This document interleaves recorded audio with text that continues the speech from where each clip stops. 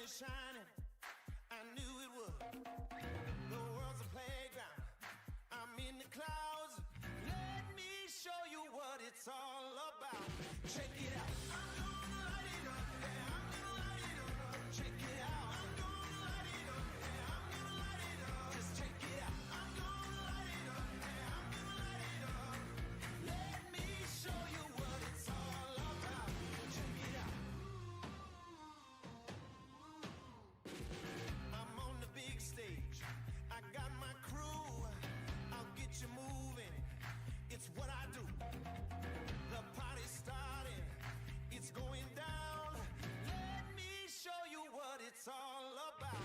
Check it out. I'm gonna light it up. Yeah, I'm gonna light it up. Check it out. I'm gonna light it up. Yeah, I'm gonna light it up. Just check it out. I'm gonna light it up. Yeah, I'm gonna light it up. Let me show you what it's all about. Check it out.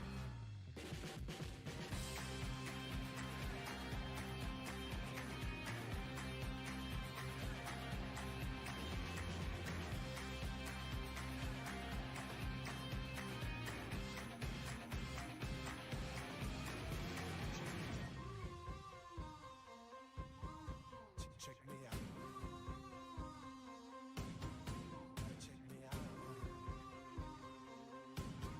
Just check me. Let me show you what it's all about. Check it out. I'm gonna light it up. Yeah, I'm gonna light it up. Check it out. I'm gonna light it up. Yeah, I'm gonna light it up. Just check it out. I'm gonna light it up. Yeah, I'm gonna light it up. Let me show you what it's all about. Check it out. I'm gonna light it up. Yeah, I'm gonna light it up. Check it out. I'm gonna light it up. Yeah, I'm gonna light it up. Just check it out. I'm gonna light it up. Yeah, I'm gonna light it up. Let me show you what it's all about.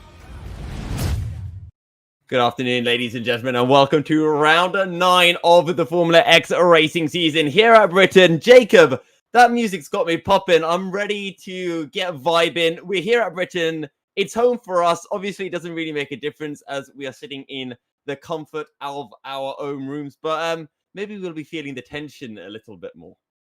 Well, maybe, and maybe some of these drivers, maybe it's just going to matter that little bit more for them as well. We have a fair few British drivers in the field. I think at least 4 or 5, 5 in the whole championship. Pardon me. But yeah, I'm as excited as you are, and I'm very much looking forward to the stream today and the racing as well. Always a good circuit for racing is Silverstone. Yeah, and as you guys can see, my hands are free. They're a little bit blurry because the green screen things. But the reason my hands are free is we've got a brand new producer in the FXR production room, Mr. Reed HD, taking over, which means hopefully all of the issues that we used to have are now gone. They disappeared. It's like a magic trick, Jacob. Absolutely, yeah. And this is actually the first time I've worked on a single sim racing stream that's had a producer. I imagine the same's not true for you. You've done some terribly professional things in your time. But for me, it's the first time I've had a sort of dedicated producer for a sim racing stream. So I'm very much looking forward to seeing how this goes. And yeah, hopefully it'll be a much better experience for you guys at home as well.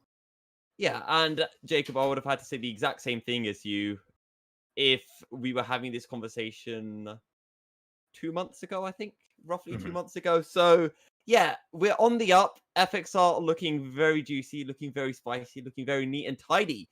But the British GP, now we're going to be talking a lot about the Silverstone, how much we absolutely adore this track. We're going to be screaming Maggots and Beckett's for quite a while. But before we get onto that, we'll take a quick look back at what happened last week for round 8 of the championship at Austria. Or if you can't hear me and can only read, from Canada. Take a look.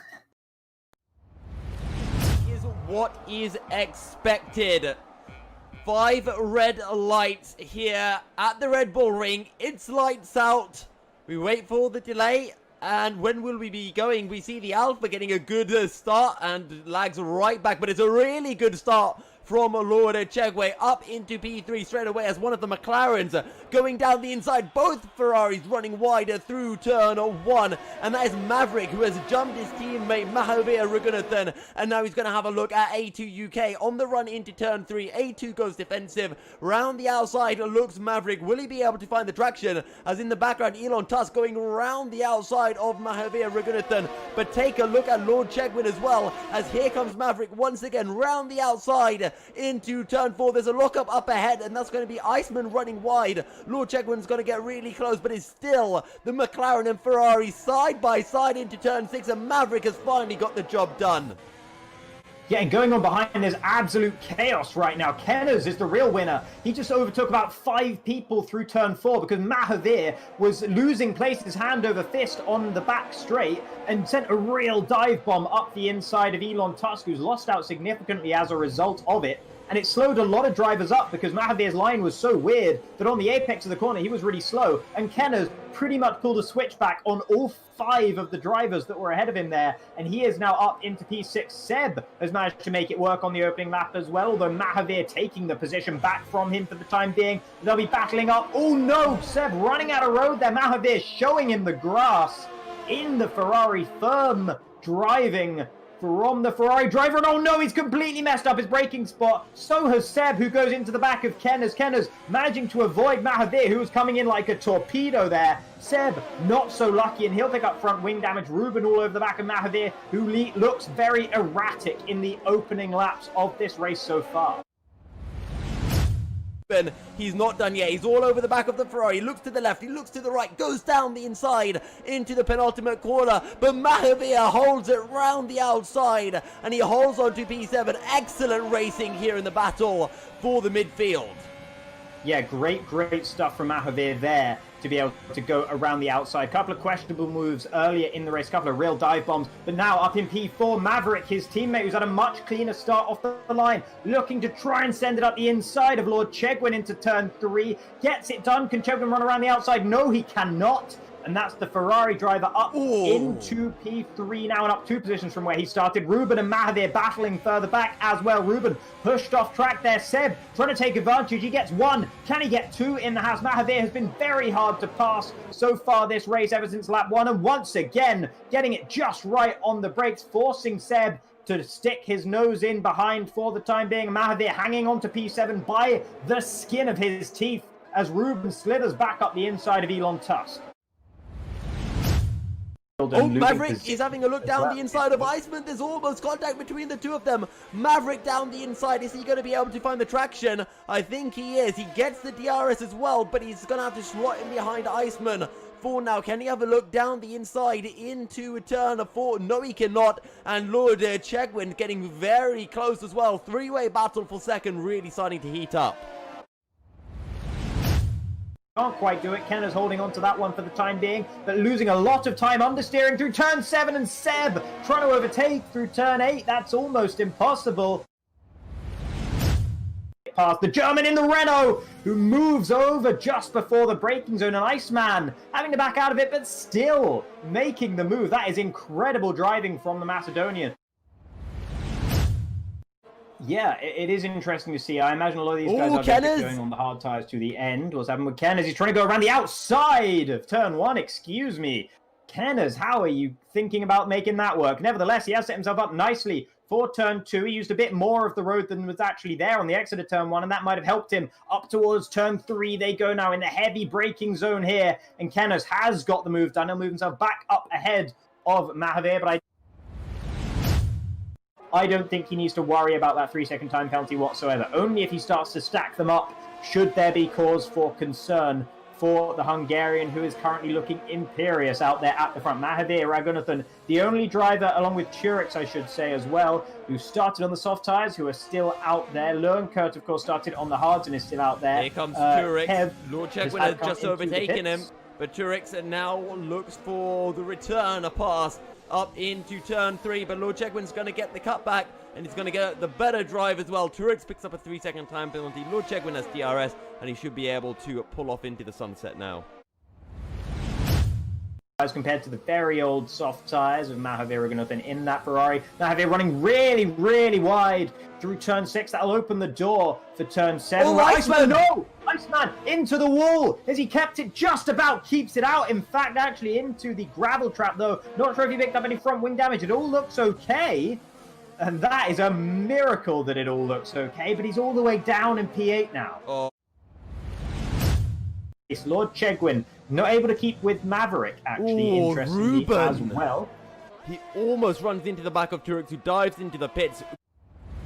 A couple of front wing changes, and now Iceman lining up Ruben. Much better chance here. Into turn 3 this time. Will the South African be able to hold on around the outside? No, he will not, but Iceman, with his tail wagging on the exit of the corner, gives Ruben the opportunity, just a sniff of being able to fight back around the outside of turn 4 is where it'll have to be. But no, it doesn't have to be, because Ruben already gets it done before the braking zone, but almost outbrakes himself on the exit. He didn't need to overtake Iceman twice, but he's tried to do it, and he might pay the price here. Iceman, can he hold it around the outside of turn 6? No, he can't, but Ruben, once again, defending when he doesn't really need to, braking way too late, losing time through turn 7, but not as much as Iceman, who has to sit in behind for the time being. Iceman not able to get enough of the slipstream down towards turn 9 either, so that'll be Ruben consolidating his hold on P5 for now, but it's only a matter of time. I think Iceman must have heard me saying he needs to get the move on quickly onto Ruben. Somehow, with all of that battling, Ruben and Iceman, they've lost barely half a second to A2 UK. Iceman, I think he definitely got a corner cut warning through turn 1, but here we go again. Iceman on the back of the Red Bull. He'll look to the outside, he switches to the inside. Ruben will just be looking to get the traction on the exit, will just be looking to get DRS, and I think he should be able to do so. Iceman's up into P5, but for how long? I think for long enough, because he gets fantastic drive out of turn 3. It's going to be a set of mediums going onto the car. And I'm surprised Ruben didn't try to stick it out for a little bit longer. As Kenner's down the inside into turn 1. Makes it look easy, but actually, no, he doesn't make it look that easy, because Lowenkirk gets a great run on the exit. And he might be getting a case of the old DRS as well as we make our way up the straight. In fact, nobody's got DRS. And Lowenkirk up into P6, but Kenner's right back down the inside. Lowenkirk holding around the outside will pick the position back up, but we're not done yet, Jacob, because Kenneth has the DRS. He's a little bit far back, but he might have a look down the inside. He's late on the brakes, and he tabs the rear end of the Red Bulls. Thankfully, it does not end in disaster. So Kenners might have to worry about the Canadian behind unless he can pass Lowenkirk now. It's looking a lot more likely in towards turn 2. Just enough space on the inside of the circuit for the Racing Point to try and make the move. They bang wheels as Kenners isn't quite so generous with giving Lowenkirk the space this time as he was last time. But Lowenkirk forces his way around the outside once again. It's a drag race down towards turn 4. Kenners is winning it for the time being, has the inside line as well. But has he outbraked himself? No, he parks it on the apex. Great driving from Kenners, and he's up in a P6. Yeah, we've seen 13 laps being done by the likes of Mahavir. Oh, Mahavir! Oh. He's lost the back end going through turn 1, and he's into the wall. Mahavir, oh no.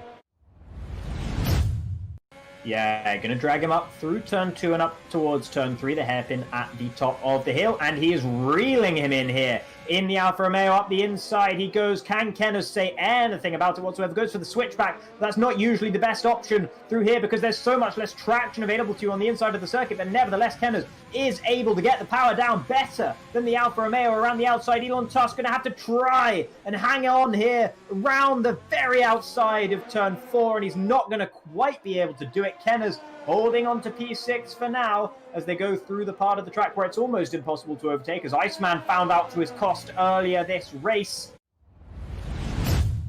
The Williams have also had a bit of a spin as, never mind, because here comes Elon Tusk having another look at Kenners down the inside. He makes the move work as well, and he really managed to find his way past the able to get past Owen. Owen trying to battle it back around the outside. That'll get better speed for turn 7 into turn 8. He goes and does retain the position for the time being. However, Ruben has just about enough pace to force space on the outside of turn 9. Wall of death around there, but he makes it work. Lovely move from Ruben, but with the grip. Drivers. Elon sitting only on 3 seconds of penalty. He's gone into the back once again of Elon. Oh. Elon spins up the rear wheels, and we didn't have the best angle to look at that, so I don't know if Kenneth just got caught out again.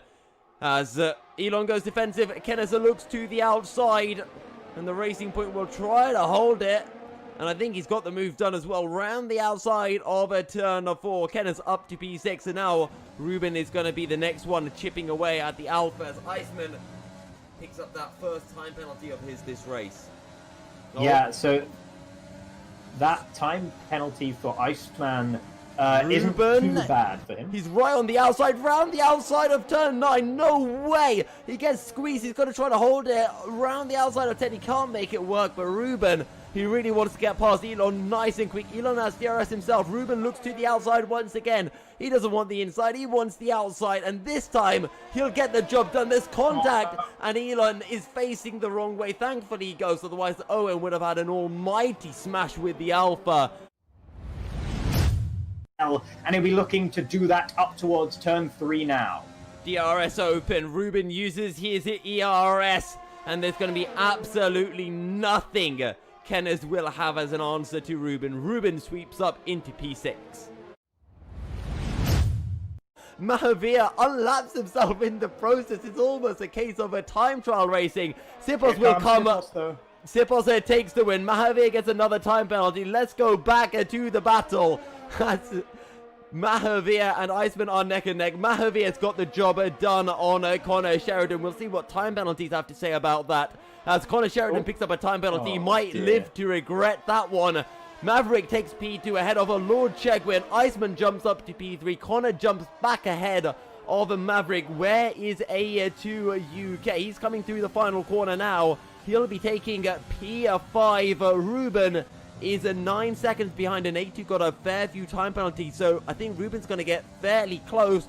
Will it be enough to jump up into P5? No, it is not. Kenners will come around. He'll take a P7. Owen jumps ahead of Kenners, and so does Elon Tusk as well. Yeah, Elon Tusk, even despite being spun around through turn 1 in that incident with Ruben when he was battling with Kenners, still finishes ahead of him due to penalties. One-stop strategy is what is expected. 5 red lights here. So, a rather hectic event at Austria, but Jacob, that's just how we like it here at Formula X Racing, especially for our Premier X action. Sipos finally getting on top of his teammate Iceman, but that gap in the championship is looking almost insurmountable. Yeah, Iceman still with a very strong performance, managing to get penalty removed, ending up in P2 as a result of that. So even when Sipos wins with Iceman in second place, he's only gaining what he got pole position as well, I think. So that's an extra 12 points over his teammate, which is not enough. 12 points every race for the next 4 races is not going to be anywhere near enough. So Sipos really has to hope and pray that something very, very bad indeed happens to Iceman, virtually, of course. But that's a hard thing to do when he's your teammate as well. And these guys do get on well. So, you know, they're not going to be wishing ill upon each other. But I'm sure that'll be in the back of Sipos' mind somewhere. Maybe they don't publicly wish ill upon each other. Maybe Sipos can give Iceman a helping hand. Just take him for a tour of the gravel traps here at Silverstone. I hear they're a mighty fine area. Well, I suppose that's one possibility. The gravel traps tend to be pretty far away here, actually, in most corners in Silverstone. So you'd have to take them on quite a long tour, I think. Yeah, I hear there's an old derelict pit lane as well. Maybe Iceman fancies a tour down there. However, speaking of the championships and the almost insurmountable lead that Iceman has, Iceman currently leads the championship. Who would have guessed? On 332 points. Sipos on 211, more than 120 points behind his teammate. Elon Tusk is in third place on 190, ahead of Maverick on 171, who's starting to claw his way back up after that third place of finish last time out at Austria. Owen AK, fifth place with 146 points, ahead of Kenners and A2 UK. Lord Chegwin, he's been showing some strong performances recently in the Racing Point. He's in 8th, just a couple of points behind A2 UK. Actually, pardon me, he's tied with A2 UK. And then you've got Lowenkert and Turix who complete the top 10. Yeah, and that leaves us with some sort of quite big names actually still outside of the top 10. Of course, some drivers, the likes of Ruben, Mahavir, and Seb, who we saw actually joining us last time out, they've only joined fairly recently, haven't had enough time to accrue the sort of points to get themselves up into the top 10. But Ruben, in particular, is just knocking on the door, currently in P11 in the championship, is the South African driver, and I expect to see him rocketing up, finding his way into the top 6, potentially, by the end of the season. And of course, the top 6 get to advance to the special showcase race. So that's definitely a prize to be had between 6th and 7th. We need to do a drum roll for every time we mention special showcase race. More details will be coming out about that in due course. Also, regarding Ruben, he might be appearing 16th on your screen, but he is actually 11th. His points haven't been added on, so there's an extra 20 points he has. So he's actually on 52 points, is Mr. Ruben. He's shown some decent performances. Again, Canada, we didn't get to see much. Got forced into a war, which was such a shame for him. But Monaco, he had good pace. Austria as well. He showed decent performances. And now here at Silverstone, he's got a chance to really climb further up the standings. Yeah, he'll want a better showing than he had last time out, though. He put on a bit of a charge towards the end of the race, of course. Another person who will want a better showing will be Mahavir, we've seen so many flashes of pace from Mahavir, and it seems like he really does have the race pace to go, or at least the qualifying pace, and consistent qualifying pace as well, to mix up towards the top end of the grid, but he's just not been able to keep his nose clean thus far, and I think that's really been hindering him.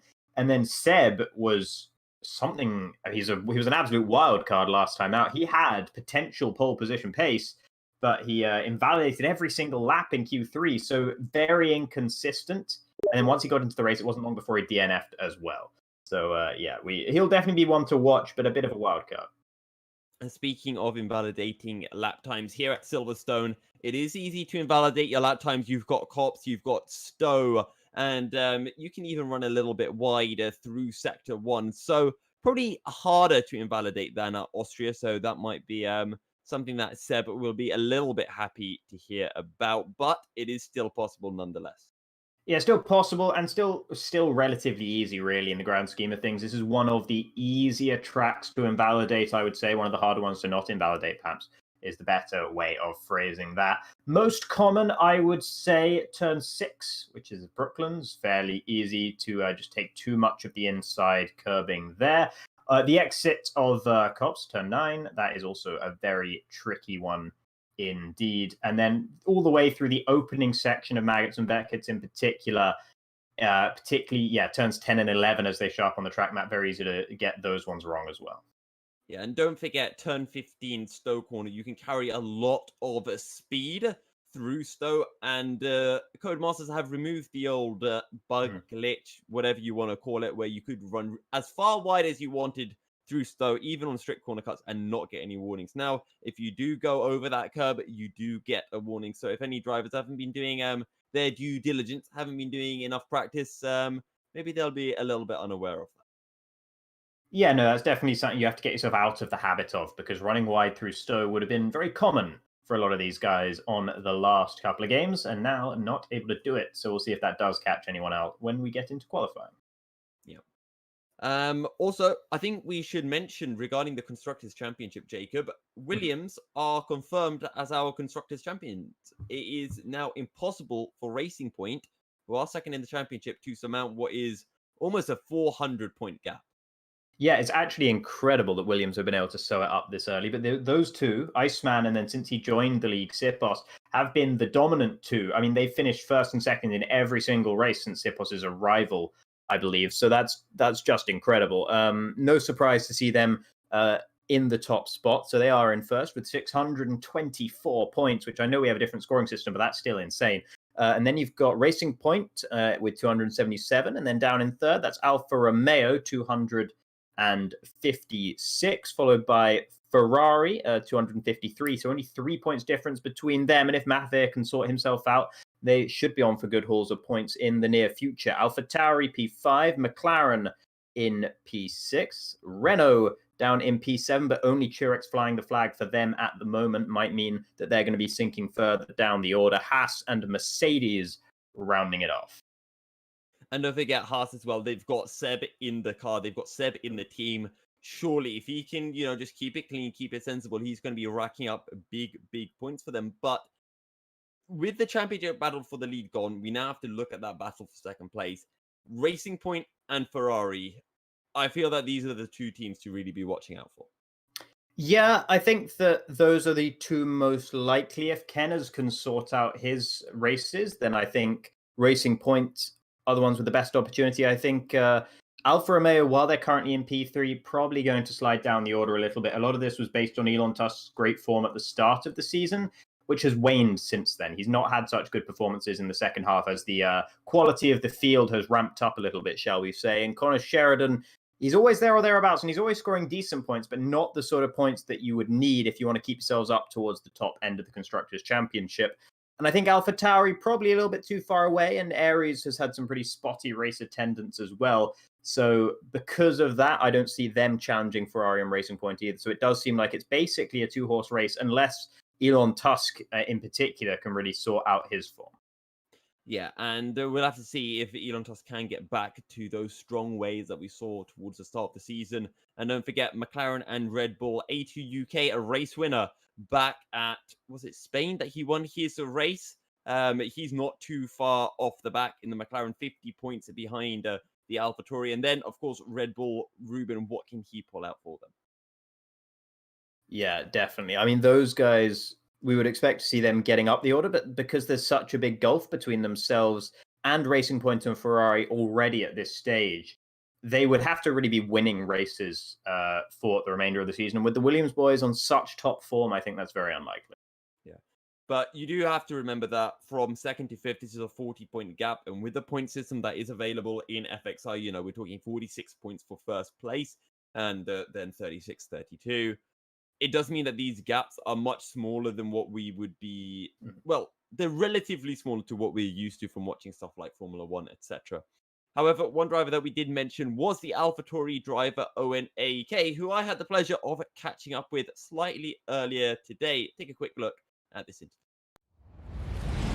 Driver Owen AK, who has been very kind enough to let us have a quick chat with him about his season so far and what he expects for the remainder of the season. Owen, a decent showing so far in the season. You currently find yourself P5 in the championship. Have you been happy with your showing so far? Yeah, really. I didn't expect to be this good high up the leaderboard. Really, I thought it would be bottom row. Really. Every race. Let Maverick know that he's not waiting for us. She's invited. A great job so far. Last time out, you were able to get a P7 at Austria. Just in case that's what they're waiting for. Or not going to do the same. I think I can do better at certain tracks. I thought I was good at Austria, but I need to take lessons or something of how to be on camera because I do not know how to do it. It is really, it's just one of those things that you've got to get used to, just staring directly into the camera for such a long period of time.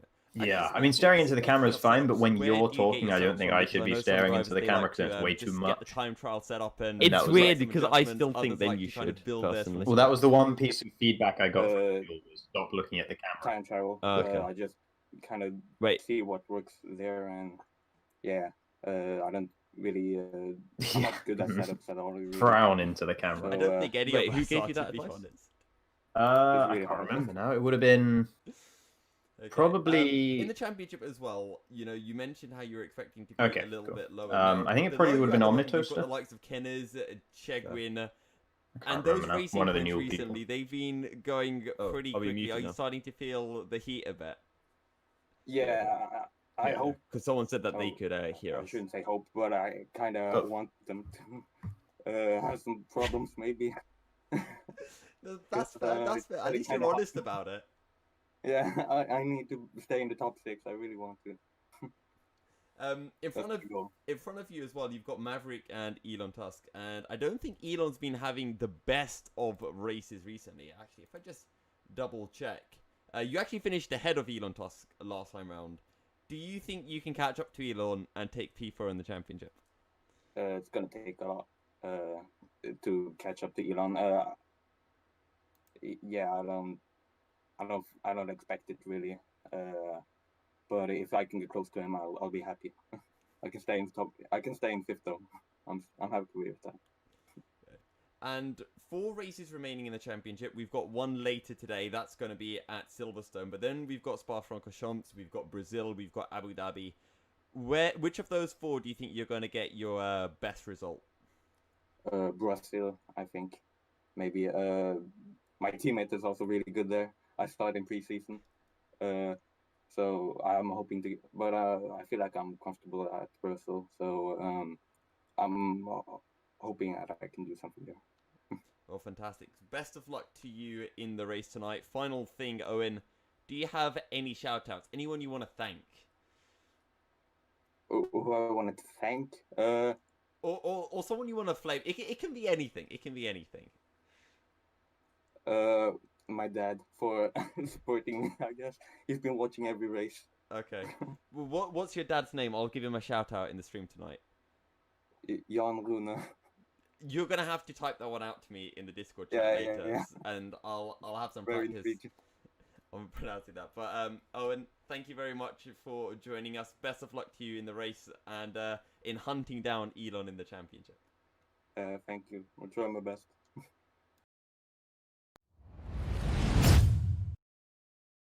All right, it was absolutely lovely to have a quick chat with Owen. And I guess a shout out to his dad, Jan Rune, for tuning in to us on the stream. We hope you're still watching, Jan. And, well, we look forward to seeing how your son will be able to perform for AlphaTauri and to see whether he can close that gap up to 3rd place in the championship as well. Jacob, it looks like we are going to be almost ready to get into qualifying. I was just going to say, what left do we have to talk about? Well, I suppose there's a couple of things to talk about. We can always talk about those once we get into the thing. We still got the hot lap if yes, you guys are wanting to see a hot lap, an exemplary hot lap from, I believe, Sipos himself around here in Silverstone. Then we have that one for you. So why don't we go to that right now? The hot lap from Sipos Bents as we start our lap here at Silverstone. Turn 1, Abby, use all of the curb, flat out, of course, don't even think about lifting. Through the left-hand of farm, pull the car over to the left, brake just as the curb starts, dropping it down to 4th gear, using as much curb as possible through village, as you now pull the car into the loop. Short shifting on exit, super easy to lose the rear end, and now make your way through Aintree. Once again, let the car all the way out.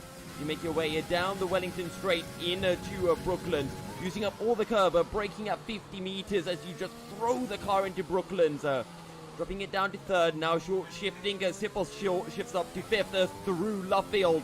Little bit of a moment with the rear end on the exit, but that's all fine. Flat out, of course, through the Woodcourt curve. And now get ready to be bold as you stroke the car through Copse Corner. Not even a hint of a lift, not even a hint of the back end dropping. Into Maggots, flat out through the left, right, and into Brooklands. Over 200 kilometers an hour through the entire section. DRS open on the exit. You don't need to let the car all the way out on the exit of Chapel. And now get ready for Stowe Corner. Absolutely throw the car in with everything you've got. Down to 6th gear. Don't extend the track. That old trick doesn't work anymore in the game. Down to Club Corner, 100 meters. Dropping it down to 3rd gear. Easy on the power on the exit as you make your way through to complete a lap here at Silverstone.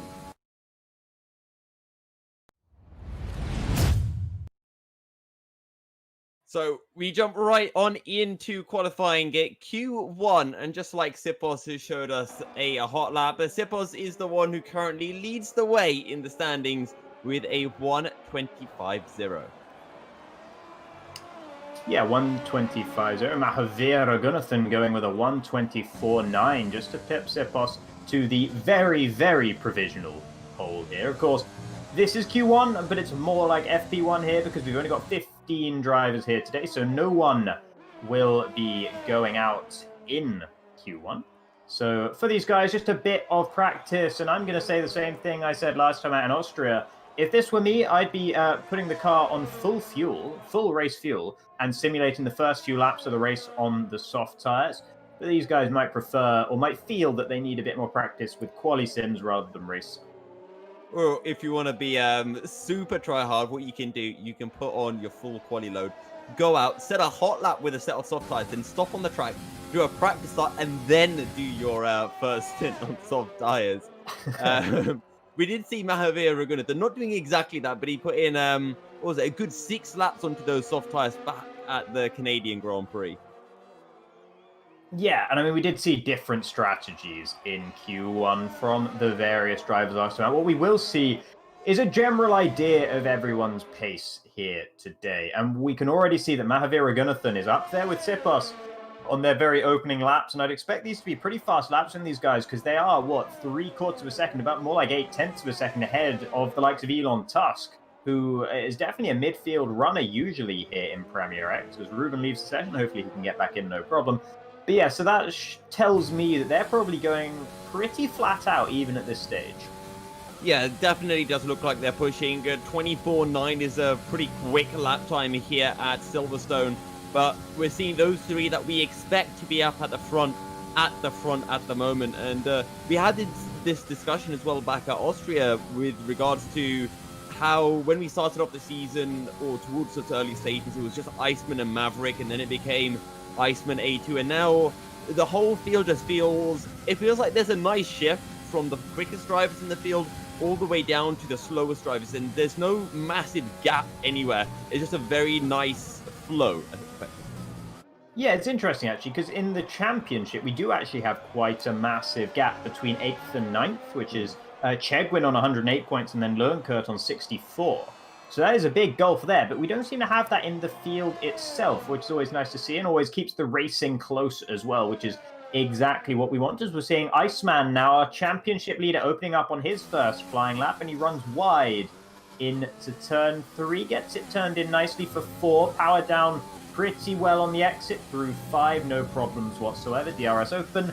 Down towards Brooklands, which is probably the first part of the track where you're really worrying about cutting the corner on the inside. He makes no such mistake, and in fact is perhaps allergic to the inside of that corner as he runs incredibly wide, runs wide through Luffield as well, but that is an okay line through there. Sometimes if you take the V-shaped line through Luffield, you can get a much better exit, and I think that's what we saw from Iceman there. Here now, how fast will it be through here? Wow, that was pretty impressive stuff from the Macedonian. Now into the beginning of the Maggots and Beckett's complex. You've got to take some curb in each of these corners, but not too much. You only take curb in the first couple. Doesn't quite make the apex of the final 2 turns, but I don't think that would have lost him too much time.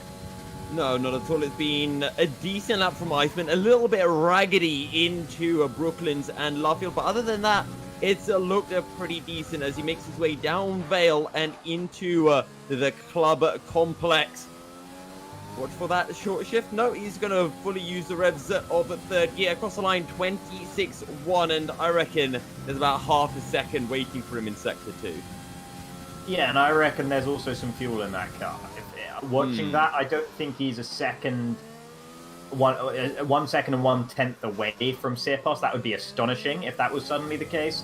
I think there's quite a bit of fuel in Iceman's car. Judging by the way he went deep into club, that's the sort of mistake that you don't really make so much on a quali lap. And the fact that he wasn't quite making some of the apexes, the car was washing wide, he was struggling with understeer in certain parts of the track, all that points towards a slightly heavier car. Yeah, and Iceman will have to see what he can do when we do get into Q2. And of course, Q2, those will be the tyres that everyone will have to start their race on. Whatever lap they do their quickest lap on in Q2 are the tyres they will start their race on. So we'll have to see whether anyone does opt for those medium tyres, maybe even a punt towards the hard tyres if people are feeling very bold about strategy. And yeah, we'll have to see what does come through. But at the moment, it's still Mahavir leading the way from Sirpos. And then you've got Maverick and A2 just split by 0.03 of a second. Yeah, and my main hope for this qualifying session is that we see 0 drivers running multiple sets of soft tires. It's just a waste. We've seen drivers running out of soft tires even for Q2 because they've been using so many in Q1 when all of them are going to get through Q1 anyway, which boggles the mind, to be honest. Turix, who was one of the offenders of this in the past, has gone on an outlap on a set of 2-lap-old soft tires, which gives me hope. So I think maybe we might have sorted out that particular issue. A2 UK is on an outlap on used tires. Same for now Count Chegwin. I see he's had a demotion, interestingly, in the... well, I suppose it's not really a demotion. It's just a sort of sideways motion. Either way, Count Chegwin currently sitting on a 1:45.9.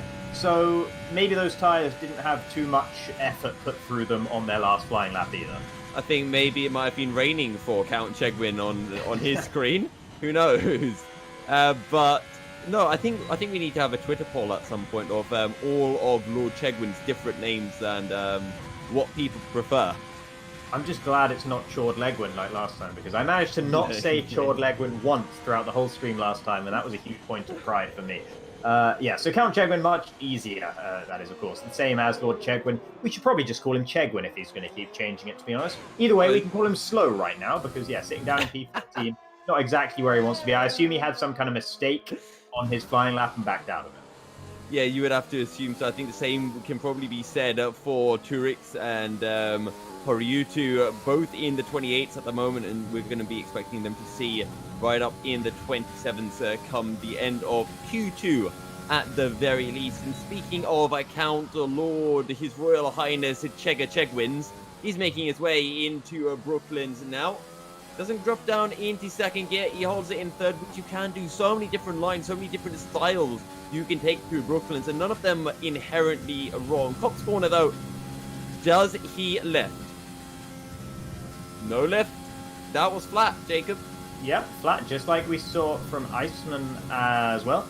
And yeah, I'd expect to see most drivers, at least in quali trim, getting that absolutely flat. They might lift off a little bit more come the race itself, just for tyre wear, if nothing else, because I think you'll be able to save quite a bit of at least your left front tyre wear through there, and this should be a left front limited circuit in general. The left front and the left rear should take both a reasonable amount of pain. The front right should also take some pain through corners like this, and in particular turn 4.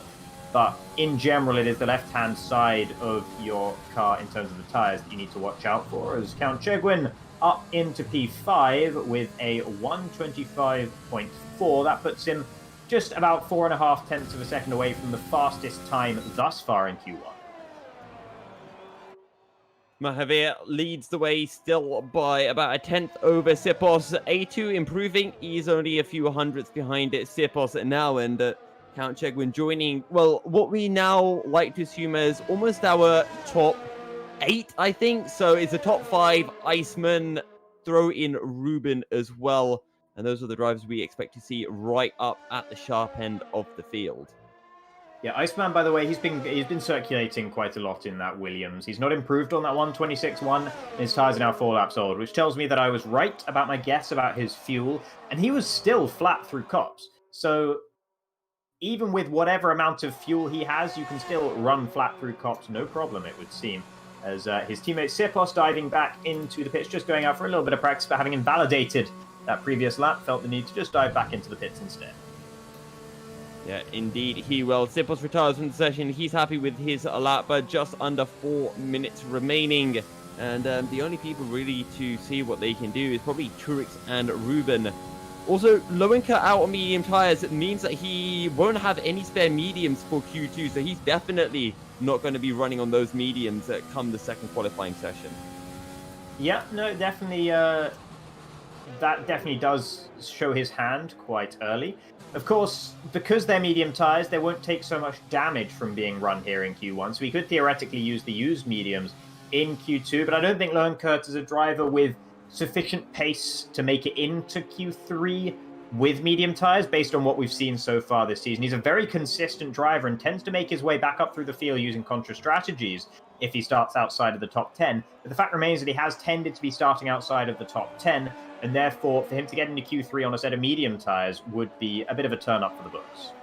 Yeah, and I think we played a little game, didn't we, last week, Jacob, where we had to try to guess who would get knocked out in Q2. And if I'm not mistaken, Lowencut finished P11. So we'll have to see whether he can go one better this weekend and make it into that final stage of qualifying. Yeah, definitely going to be battling with the likes of Aries, ONAK, Connor Sheridan, Turix.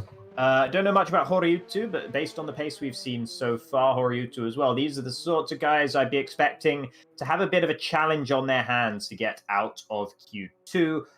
Ruben, I don't think will have the sort of pace that we're seeing from him at the moment. A 129.9 doesn't seem representative to me. I'm sure he has got a car absolutely fat with fuel. He's not been using his ERS either out on this lap. He hasn't validated, of course, so I wonder if that's part of the reason why. And interestingly, if he was on a race run with quite a lot of fuel, I don't see why he'd back out because of an invalidation. So maybe he just made some sort of fairly major mistake on his initial flying lap. But either way, perhaps a slightly shaky start to qualifying for Ruben. Yeah, we do know how quick Ruben is as a driver, and actually, it just kind of throws me back to my first ever league race here at Silverstone, Jacob, which I think I went out in I think I didn't get an actual lap in until Q3. I spun, I think, on every single out lap or hot lap for every single one of my runs. It was an absolute disaster. Right, well, fair enough. Well, hopefully no one has quite those sorts of issues this time around. So more experience in the field today than you in your first ever league race. This is actually interesting. If we're talking about our league racing histories, this is the only circuit I've won a league race at. In Apex Online Racing, what was it? It must have been Division 5 back then, F5, which doesn't sound terribly impressive now I mention it. But that was the race I beat the Ferrari driver, Philip Presneider, which I know I mentioned either last week or the week before, but I'm mentioning it again, so there. Because it's relevant, because it was at Silverstone and it was in the wet, so there. Fair. My first ever league race win came at Spa-Francorchamps.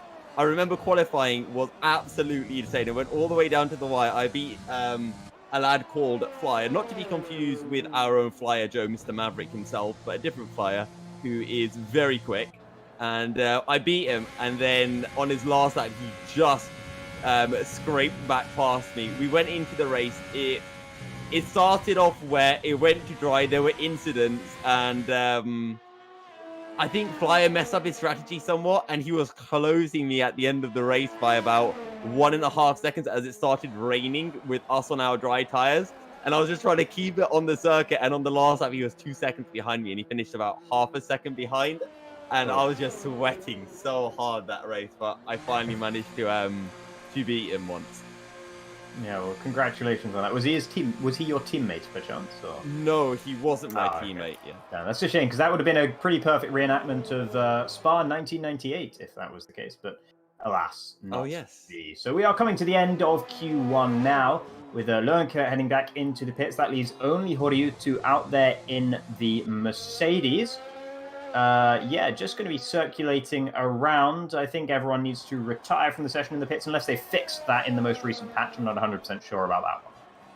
Well, there have been a lot of patches on F1 2020 lately. I think every time I open up the game, there's a patch to be installed. So maybe that is a fix. Hopefully it is. Count Chegwin is retired, so it does seem that the issue may be fixed. I don't know. We'll see when Horyutu crosses the line as he makes his way down Hanger Straight towards that beautiful Stowe corner.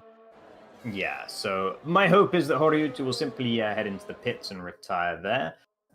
Either way, it'll be a good test. No, he is going to head into the pits. So I think everyone who is in the pits now will need to retire. So that's Connor Sheridan, Turix, Ruben, and Elon Tusk, as well as Mahavir, of course, sitting up there in P1. So that's a good scalp early on in this qualifying for Mahavir Raghunathan.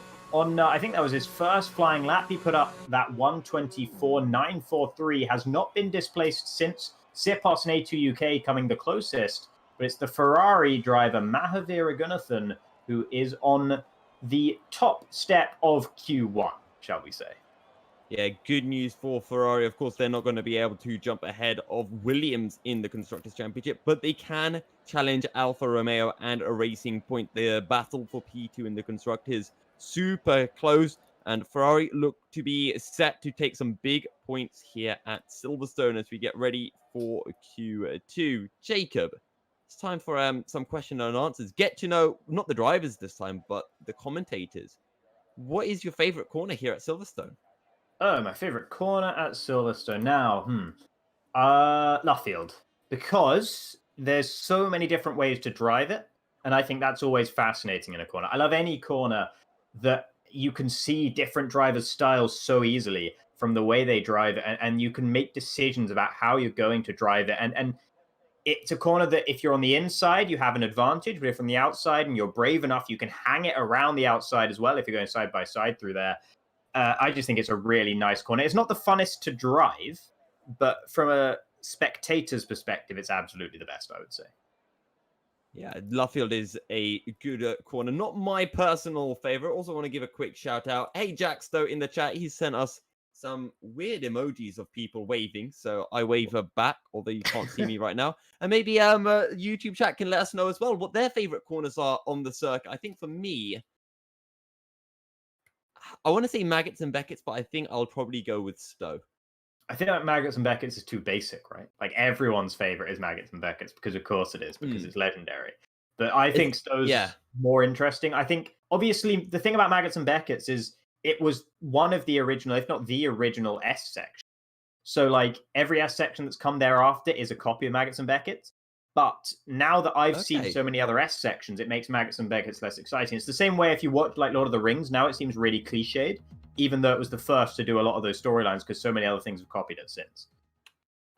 See, now I want to go back and have a watch of Lord of the Rings again. I did watch The Hobbit about half a year ago for the first time. I loved it. It'd been because I watched it it must have been about 5 years since I watched the original Lord of the Rings trilogy. Since I watched Lord of the Rings full stop. So it was kind of cool to go back to it. So I probably liked it a bit more than I would have.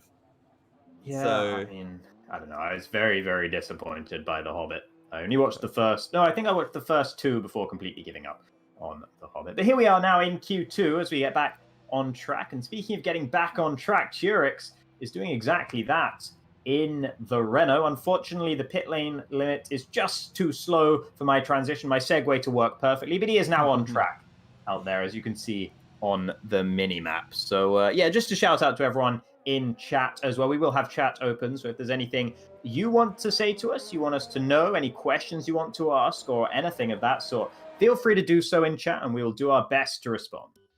Yeah, we will do our best. Speaking of someone who isn't on track, though, Mr. Seb, he's actually in the chat, busy flaming Iceman for finishing 8th in Q1. Well, Seb, at least Iceman didn't invalidate his lap. Well, that's true. I mean, he did invalidate a couple, but he didn't invalidate that one, which is true. He didn't invalidate every single one. Yes. So, yeah, that's shame you're not actually here driving with us, Seb. That would be very much appreciated. It'd be always interesting to see you mixing it up there at the top, but nevertheless, good to have you with us. Or taking Iceman out so the championship gets closer. I mean, what? You would never wish anything bad. No. Iceman.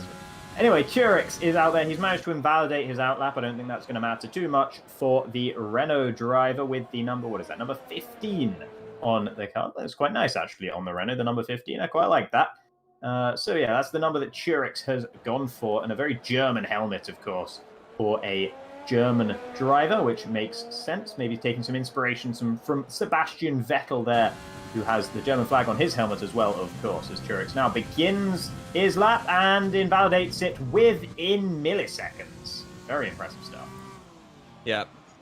Unfortunate for Turix. He's going to have to come into the pits, put on a new set of soft tyres. I don't think he's going to want to do a second lap on the soft tyres, because then he's going to have to start the race on some rather beaten up tyres. We've got a question in the chat, Jacob. What is the best race of the season so far for us? I'll let you answer that one first. I loved Monaco. It was so much more exciting than I'm used to Monaco being because of the amount of mistakes, partially because of the amount of mistakes a lot of the drivers were making. But the last few laps were so exciting, I lost track of the fact that it was the final lap. And so that kind of messed everything up from a commentary perspective. But it was only because I was so fascinated by what was going on and what was happening between Sipos and Iceman and their battle and the penalties they were getting, the contact they made, and then Ruben challenging them the whole time as well from behind in his very first race in FXR. So yeah, I really, really liked Monaco, actually. It exceeded my expectations for what a race at Monaco could produce.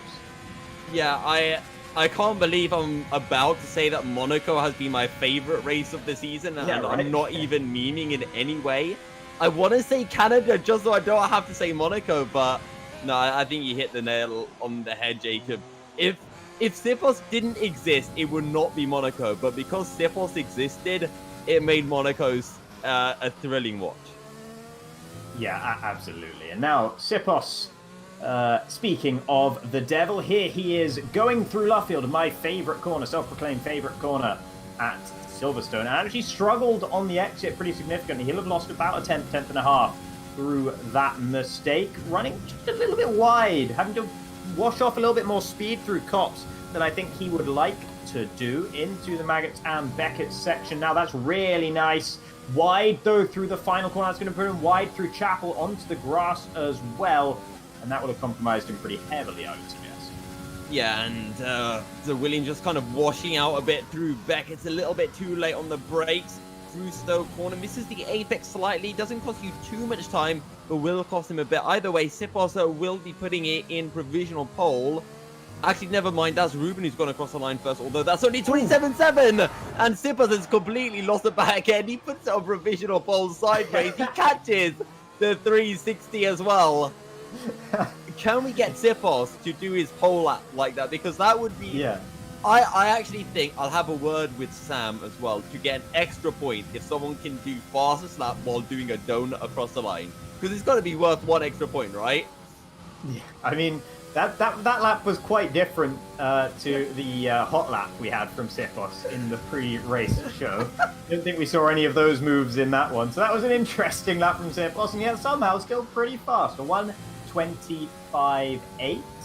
But that was nowhere near. That was about, 9/10 of a second away from the fastest lap that Mahavir managed in the last session. Kenners goes faster than Sipos up into P1. His teammate coming up towards the line now as well. Only P3 for Lord Chegwin, and a big gap actually between himself and Sipos. A2 UK, who was only, about half a tenth off of Mahavir's best time in Q1. Goes about a tenth slower than what he managed then with a 1:25.2, but that puts him up into P1 for the time being. That should be comfortable already to get him through into Q3, and that's something that maybe Sipos is going to have to be a bit worried about, because not only has this set of tyres had a huge spin put through them and quite a messy lap in general, so they'll probably be a bit more worn than Sipos would like. A 1:25.8 isn't necessarily certain to get him through to Q3, although the gaps between himself and the cars below, starting with Ruben, does suggest that maybe it's going to be more safe than I would think.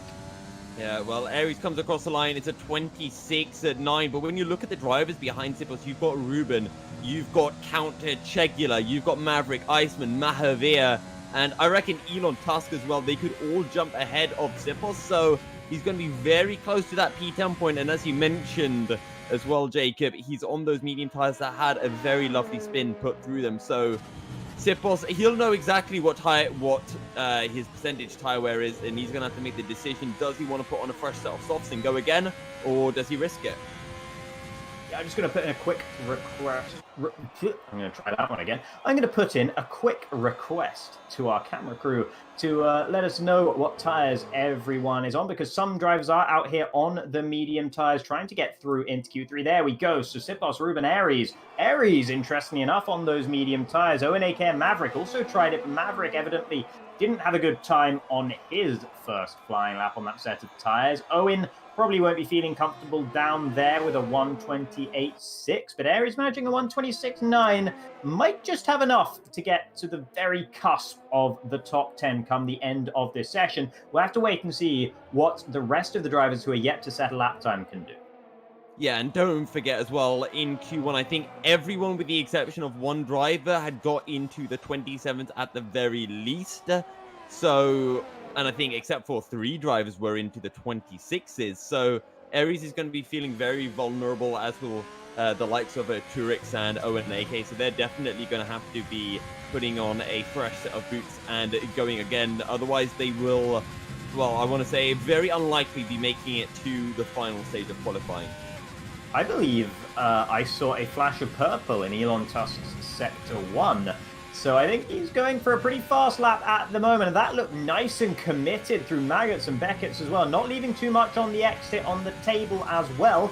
So the Alfa Romeo driver pushing hard. Purple in Sector 2 as well. He is going very, very quickly, is the Canadian on this set of medium tyres. I'm not 100% sure those purples are absolutely correct, because it'd be very, very impressive indeed if he was going faster than A2 UK on those soft tyres.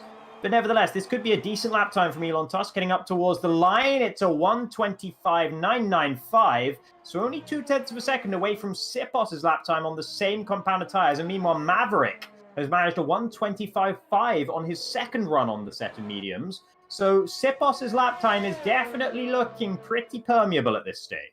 Yeah, it is. But crucially, he's ahead of Elon and Ruben, which means that he can play it safe unless Elon and Ruben go back out on a set of soft tires. So if Sipos wants with, 2 minutes remaining, he can head back out, put on some soft tires. He can start his lap, but if no one jumps ahead of him at the very end, he can just abort the lap, dive on into the pits. One man, though, who will most likely be taking the Williams off, it's Perch. It's going to be the second Williams driver of Iceman through the final corner, 25-0, and that is provisional pole in Q2. Yeah, interesting to see that Iceman retiring from the session as well, so he knows that's enough to get him through to Q3. Not messing around with the medium tires like we're seeing from so many of the other drivers. Evidently, Iceman is perfectly happy to start on a set of softs, even though quite a few drivers evidently do not want to do that themselves. So, a bit of a difference in strategy forming already at this very early stage. In only most of the way through Q2, now we've got some yellows. I think that's just people slowing up to let others through, so I don't think we need to worry about those.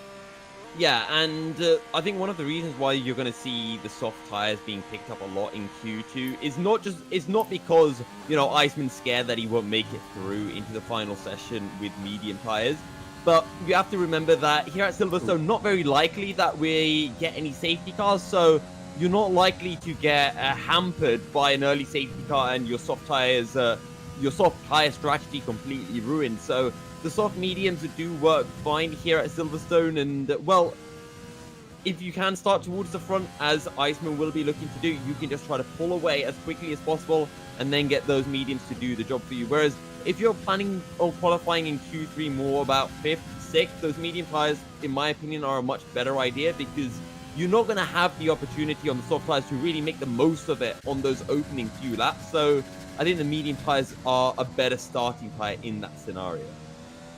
Yeah, a couple of things I want to quickly call to attention here. First of which is Lernkert in P3 at the moment with a 1:25.469. That's a very decent lap time from the Red Bull driver. So maybe he stepped up his game just a little bit here in Great Britain. A little bit faster than the sort of lap times we'd be expecting to see from him based on his recent performances. So I'm very happy to see Lernkert a bit further up the grid. And also, Sipos retired from the session. So he's decided that he's starting on mediums come what may. He also reckons that is absolutely fast enough to get him through to Q3, and he doesn't have to worry about the cars behind. But some of those, there are 4 of those who have set their times on medium tires. If they go to softs, they can theoretically displace him. There goes 1. So that is going to be someone moving ahead of Kenner's up to P5. Something I do want to mention is Owen just completed a lap on the medium tires. He was only able to do a 27.2. He does not have enough time to get back to the pits and go out again. So I don't think I don't think Owen is going to be able to improve. So that's one less driver that Sipos has to worry about. That's true, yeah, unless he goes for yet another lap on that set of medium tyres. But given that he's only managed a 1:27.2 on that set of tyres, I don't think we're going to see a 1.5 seconds improvement from him. So I think you're probably right about that. Sipos may well skim through just about by his very fingertips here. Mahavir Raghunathan has not left the pits, by the way. I think he's just leaving the pits now. And that's just about enough time for an outlap, but that's leaving it pretty fine. And that's a lot of confidence that you're not going to invalidate your lap, but he's taking a big risk. Don't jinx it now, Jacob. We'll have to see whether Mahavir can keep it clean. We talked about how it is fairly easy to invalidate your lap as Horyutu goes 3/10 quicker in Sector 2. However, he's almost 3 seconds away from that Q3 cutoff point, so unless his Sector 3 last time was absolutely abysmal, Horyutu will not be making it through, and he's already at a 26, 27, 28. He will not be making it into Q3, a 29.6 for the Mercedes driver. Yeah, and I said Mahavir was leaving the pits because there was a Ferrari leaving the pits on the minimap. I assume that was Mahavir. It's not. Mahavir's still in the pits, so he will not set a lap in this qualifying session. I can only assume that he DC'd for the session earlier on. I did notice he was leaving and joining the session a little bit earlier in Q1 as well. So maybe he's just lagged out and he's not able to actually complete a lap around here. That's not good news for him. Looks like Turix has retired out on track. He might have actually hit the wall there on the exit of Luffield. Not sure about that one, but there were yellow flags out there while Turix retired. So he won't be starting inside the top 10 either. No higher than 13th and probably exactly 13th for the German in the Renault. Now, who is out here looking to make a difference? It's pretty much just Owen AK because Aries and Connor Sheridan are both in the pits. Yeah, and Kenneth and Maverick, they're on outlaps, but to be honest, they don't even need to set a lap. I'm surprised they haven't tried to save an extra set of soft tires for Q3 and for the race, but a bit of a bragging rights, I'm sure, will be wanted by some of the drivers. Horiyutu, as we talked about, on some old soft tires now, so I don't think he's going to be able to pull it out much. Also, if you look on the mini-map to try to see where Owen is, he's just made his way through Woodcut, heading down towards Cops as, here we go, riding on board with Owen, but he's only got 8 seconds to, he's not going to make it at all, and he should have bailed on that final lap on his mediums, dived right into the pits, and that is it for Owen. Yeah, so not even close for Owen, so that means that we have the 5 drivers who won't be advancing already decided here. So a few guys left on flying laps. You may as well keep an eye on their levels of pace. Ruben still pushing. He's on soft tires. Will he back out of the session? Does he know that he's safe? Either way, whether he didn't know or whether he just wanted to start on the soft tires, regardless, he improves up to a 1:25.455, only narrowly ahead of his teammate Lernker, which is interesting considering there's been some track improvement between those 2 laps as well. Kenners has invalidated his lap time, so he won't be going any faster. Can we ride on board with Owen AK? Because we do know that there is that kind of glitch that exists. Is Owen on a push lap? It looks like it. Has he found the old bug in the game and got himself to do a hot lap nonetheless? Well, let's see. Across the Sector 1 Delta, he's 4 tenths up, so he's pushing. And it is his teammate who is on the bubble zone right now. So, AlphaTauri. If there are any AlphaTauri fans out there, I don't know who you'd want to make it into Q3. But at the moment, my money's on Owen. Yeah, and I don't know how legal what Owen's doing at the moment is. I don't know whether you're meant to be able to, I mean, because obviously there's a big issue with the game where you're able to just complete your outlap and go even after the checkered flag falls. And I don't know whether Owen should be pushing out here or not, or whether he should be heading back into the pits. Nevertheless, he is going faster. He ran a bit wide in the entry to Chapel, the very exit of Maggots and Beckett's, which would have cost him a little bit of time, but he's improving by just about enough for the time being. He's on those soft tires, of course, as well, so there's going to be some innate improvement compared to his previous lap on the medium tires. Through the final sector he goes, runs a little bit wide, doesn't invalidate, did have to get out of the throttle pretty significantly, though. Will improve his lap time, and that's P10 for Owen, and that is, well, I don't know quite how that's going to go down.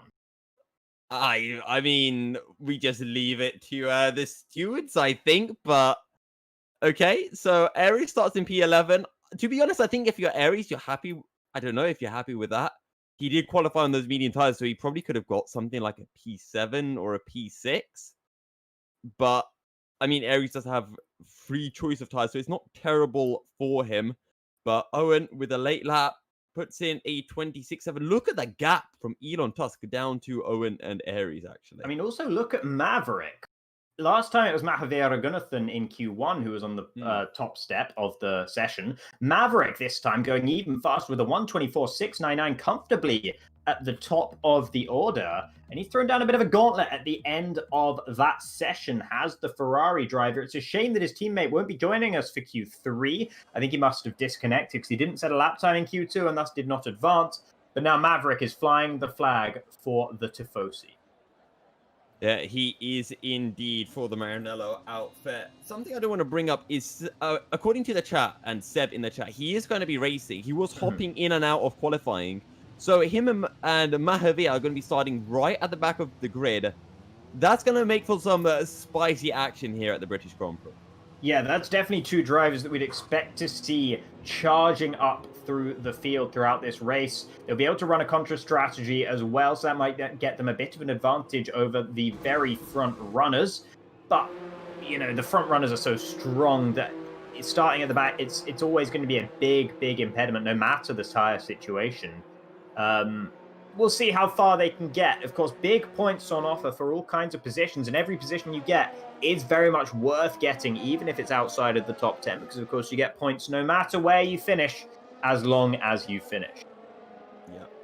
And it's going to be such an impactful point for the championship as well, and how everything does evolve, especially in the battle for the likes of P2 in the constructors and, you know, P3 in the drivers. I mean, sure, Sippers isn't out of a reach just yet in P2, but with the form he's been showing, it looks most likely that he's got that P2 in the bag, unless he does make some unforeseen errors. But 10 drivers at Q3 on the cards, and it is it's our time, Jacob, to make some predictions. Instead of top 3, I want you to predict for me the pole time.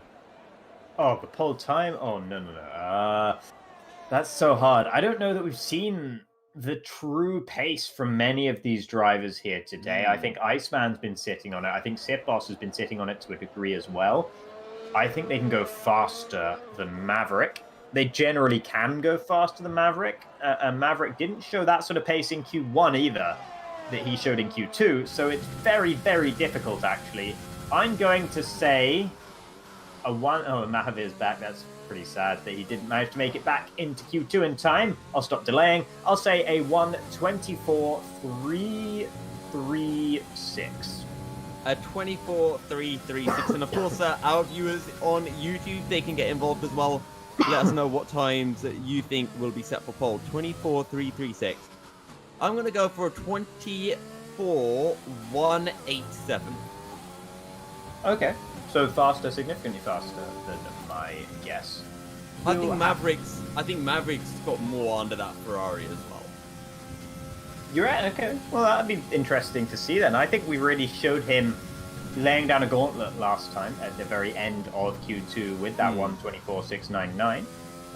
But, of course, we will have to wait and see. The answers will be revealed to us fairly shortly. Iceman, of course, going purple because he's the first one on a flying lap, leading the pack as he's leading them all in the championship as well. Doesn't quite make the apex of Stowe. That would have hurt him ever so slightly, but able to carry decent speed through there nevertheless. Pretty significant lock-up into Club, but doesn't manage to get the right-hander of the Club complex, the initial right-hander completely correct, and it's a 1:24.885.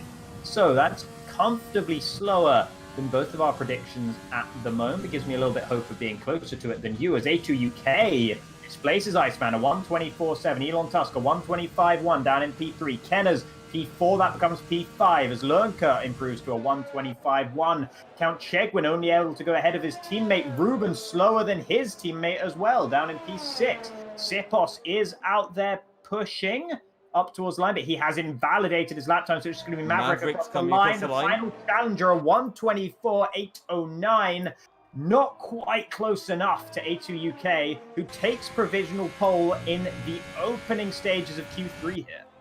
I don't think that's a line either of us expected to be saying this morning, or indeed coming into this session. Maverick and Iceman behind A2UK, and A2 showing some of the form that he showed when he first joined the championship back at Spain, but still Sipos to do a lap. Owen will come across the line. It's only a 26.7 for the Norwegian. And Sipos, what can he pull out? He's making his way down towards Klopp's corner. Will he be going for a second lap? Or he's invalidated again, so I don't think he's going to have much of an opportunity to go for that second lap. I think he would have done, because I don't think there's much of a reason not to, depending on how many sets of soft tyres he's got left. I'm afraid I haven't kept track specifically for Sipos, but he should have at least one more fresh set available to him. There's lots of drivers heading back into the pits. That was someone continuing around to go for a second flying lap. One of the racing points, I think that was Lord Chegwin, but I'm not 100% sure on that as he goes across the line. Yes, it is. So he did improve with that lap time, putting himself up ahead of Elon Tusk there with a 1:25.128.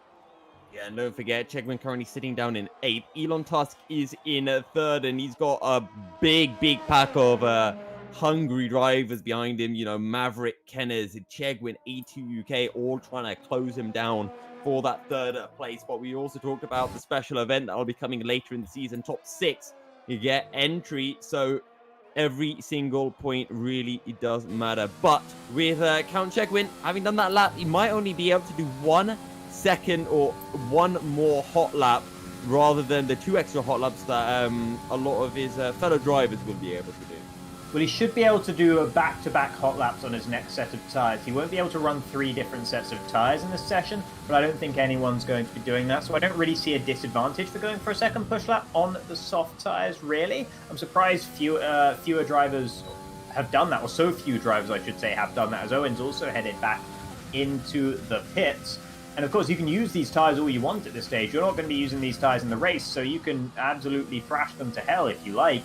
And that's what Lord Chegwin's doing, just a little bit more than the other guys. As now it looks like one of the Williams will be the first back out of the pits. I'm assuming that's going to be Iceman leading the way once again. Yes, it is. I also just want to say I'm a little bit disappointed with the Williams drivers that they aren't staggering their run so that, you know, one of the Williams drivers can give the slipstream to the other while he's on an out lap, and then when the other one's on their in lap, he's giving the slipstream to the other driver, because here at Silverstone, you can get a bit of an advantage. It'll be really noticeable when we make our way to Spa. Monza not on the calendar, so we won't be able to see that effect there, but Britain, probably the second best track on the calendar where you can take advantage of this. Maybe, yeah, I think this is the second best opportunity for that. So it is a shame that we're not seeing any of the drivers really utilizing that. Yeah, I mean, some leagues do have an unspoken rule or sometimes a spoken rule against slipstreaming in qualifying, because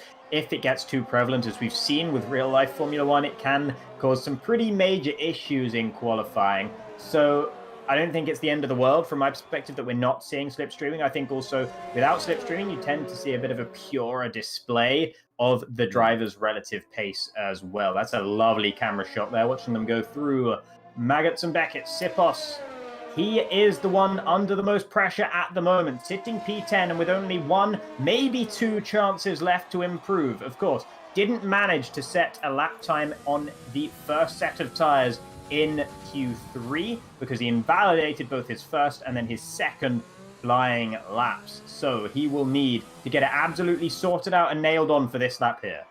Yep, if he does invalidate this lap, he will be able to dive into the pits at the end of this lap, put on a new set of soft tyres and do one last lap. He has just enough time to do that, but it's going to be very risky. Sipos needs to give it everything on this lap, because this is going to be his only opportunity. If he runs a little bit wide, if he loses a little bit of a time, that is going to be his run for pole done and dusted. Down the Wellington straight we go into Brooklands. Nice and late, 50 meters on the brake. So 4th gear, holding it as close to the curb as you can as you make your way down into Jacob's favorite corner, Luffield. 4th gear, the back end stepping out all the way.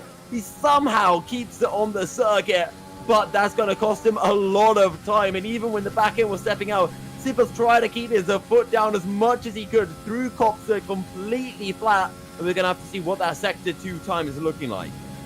Yeah, and we saw Sipos struggling through there on his Q2 lap as well. Evidently, while it's my favourite corner around here, it's definitely not Sipos's. The Hungarian driver has been routinely struggling. He's purple once again through Sector 2. He was purple through Sector 1 as well. So even despite that mistake, Sipos is really pushing hard out there at the moment. Iceman's about to cross the line and doesn't improve on his lap time, I don't believe. So Iceman also under a little bit of pressure here.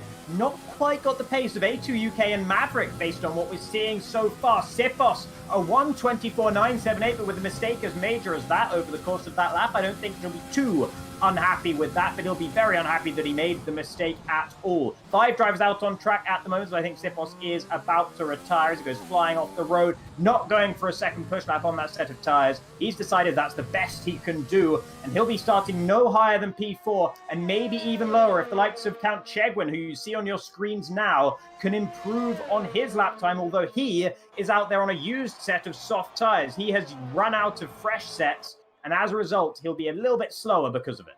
Yeah, don't count out Ruben as well, but This is not the storyline we were expecting. Williams down in P3 and 4. We'll see if Iceman's got anything left in the tank, in the ERS tank, to go for one final hot lap. Don't forget Maverick, he did a 24.6 in Q2, and it doesn't seem that anyone is able to emulate that time here in Q3. Iceman, he is pushing this time around nice and late onto the brakes, down into club, go right up onto the red curb, through the chicane, on the power, nicely does it. Through the final corner, what's it gonna be? It's only a 24.815, 600ths shy of Maverick. Yeah, 700ths of a second improvement, but 600ths short, and doesn't manage to improve in terms of position. So the Williams boys will be starting no higher than 3rd and 4th, respectively, and I did not expect to say that going into the race today. Will we see a different race winner for the first time in about 6 races here? A2UK and Maverick, they are two guys who have won races this season, and so they would be absolutely the prime contenders to try and take it away. We're seeing Owen AK pushing right now, but I don't think he has the pace to really challenge in the AlphaTauri here today. Maverick into the final sector is invalidated, but it is his outlap, so he will be okay. A2UK, current provisional pole sitter, out there and pushing through Chapel, the exit of Maggots and Beckett, onto the back straight. He is going purple in that McLaren, as you can see, the same color on the halo as well. Through Stowe, running a little bit wide once again. That will lose him some time. Will he take as much curb as Iceman into club? No, he does not. Very wise not to do so. That can really unsettle the car. That looked really neat and tidy through the final sector, but he didn't improve. A 1:24.876, a 10th of a second down on his best lap time. So now the ball is back in the court of Maverick. Here comes Owen across the line. He improves, but it's only a 1:26.484. Nowhere near enough to challenge for P9. Count Chegwin is out there pushing. We're going to see Elon, Tusk, and Ruben. They're actually going to do the same thing we saw from Owen in Q2, so they're probably going to complete their outlaps after the checkered flag has fallen and still push out here. But let's see if we can take a look at Maverick in the Ferrari, because he is the main contender to take pole position away from A2UK here. Yeah, Ruben's dived into the pit, so he's unhappy, but Maverick's just made his way through Beckett's and Chapel. We're not sure if he's purple, is the Brit in the Ferrari. Through Stoke Corner, he gets right up onto the curb. He just needs to find 1/10, not even, he just needs a 400th of a second to take a pole away from A2UK. What a way would this be for Maverick to bounce back to form across the line, and is not enough. Slower than his previous best, P2. Count Chegwin is still going, as is Elon Tusk. Elon a few hundredths up on his personal best. So yeah, Elon, like we saw from Owen, starting his flying lap after the checkered flag has fallen. I think the stewards might have something to say about both him and Owen. Ruben dove back into the pit, so it's not going to matter for the Red Bull driver. But Elon Tusk, if he does improve on this lap, may find himself in a little bit of hot water. Count Chegwin's head back into the pits, so it's only going to be Elon Tusk out there and pushing at the moment in the Alfa Romeo. Couldn't tell you exactly how well this lap's been going so far, but into the final sector now. That looked okay, running wide through Stowe, and there's the invalidation, so it's all a moot point anyway. He'll head straight back into the pit, so that is A2UK on pole here in the UK, with Maverick alongside him on the front row. The Williams will get away with it a bit here. They were slightly off colour compared to their usual form, only good enough for 3rd and 4th, but it could have been a lot worse if the other drivers behind them had been able to string a more consistent laps together throughout qualifying. Count Chegwin is going to be starting in P5, despite the fact he only had one set of tyres to run on here in Q3. Elon Tusk, P6. Lernkert will be P7. That'll be Kenners in P8. Ruben, disappointing to be behind his teammate in P9. And Owen will round out the top 10. Yeah, Owen does round out the top 10. He scraped through in Q2, but he wasn't able to get any higher than 10th place. So he'll be starting right in front of his teammate in the second AlphaTauri. But Maverick P2, A2 on pole, and Iceman in 3rd really surprised me. He's the guy who spammed so much time on time trial, practicing that single lap pace. But look at that, the top 3, 400ths of a second, Jacob. Yeah, and then just 0.5 of a second down to Ruben in P9. Then a bit of a gap to Owen, who wasn't able to string a representative lap together in the final qualifying session. I wonder if he didn't have any sets of fresh tyres to use. But yeah, I've got to say, big props to Lernkert actually for P7. That's a really nice lap time, only 4/10 away from the pole position time. That's definitely an improvement from what we've seen so far from Lernkert this season. It will mean he won't be able to run the contra strategy, so we'll have to try and mix it with the rest of the guys on the softs, which the majority of the top 10, I think, will be on just about, though we will see some guys on the medium tires as well.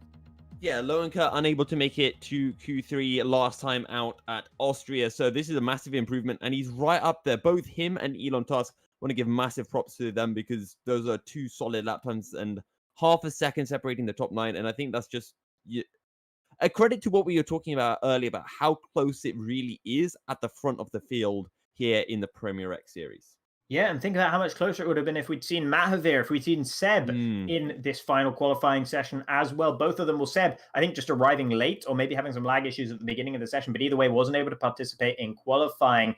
And Mahavir lagging out during Q2 meant that he wasn't able to set a lap either. They will both be back here for the race itself, starting from the very back of the grid. So they're probably going to provide us with some excitement as they try and make their way up the ladder. Connor Sheridan leading the session at just the wrong time. Hopefully the Irishman in the Alfa Romeo can get back here for the race. But yeah, anyone in chat right now, if you want to let us know who you reckon is going to win this race. Are we going to see the second win of the season for Aries, the second win of the season for Maverick, or is it going to be the third win for Sipos, the fifth win for Iceman maybe, or is it going to be a whole new race winner? Let us know what you reckon. So Chegwin's been improving a lot lately. You know, a driver who hadn't finished any higher than fifth, and then, well, pretty much 2 podiums in a row. Of course, it was only P4 after penalties back at Austria. So maybe he could be a dark horse for this one. And don't count out Seb and Mahavir. Mahavir has been showing flashes of brilliance, but there has been inconsistency. And Seb, we know he's very quick from Austria, but again, that DNF due to a disconnect, I believe, does mean that we don't really know just how fast the SMM driver is.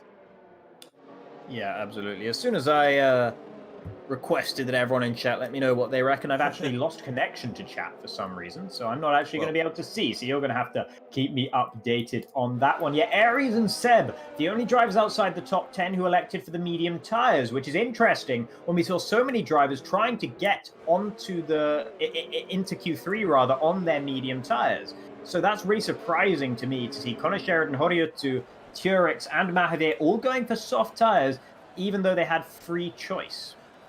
Yeah, and it just comes down to how quick you think you're going to be able to go.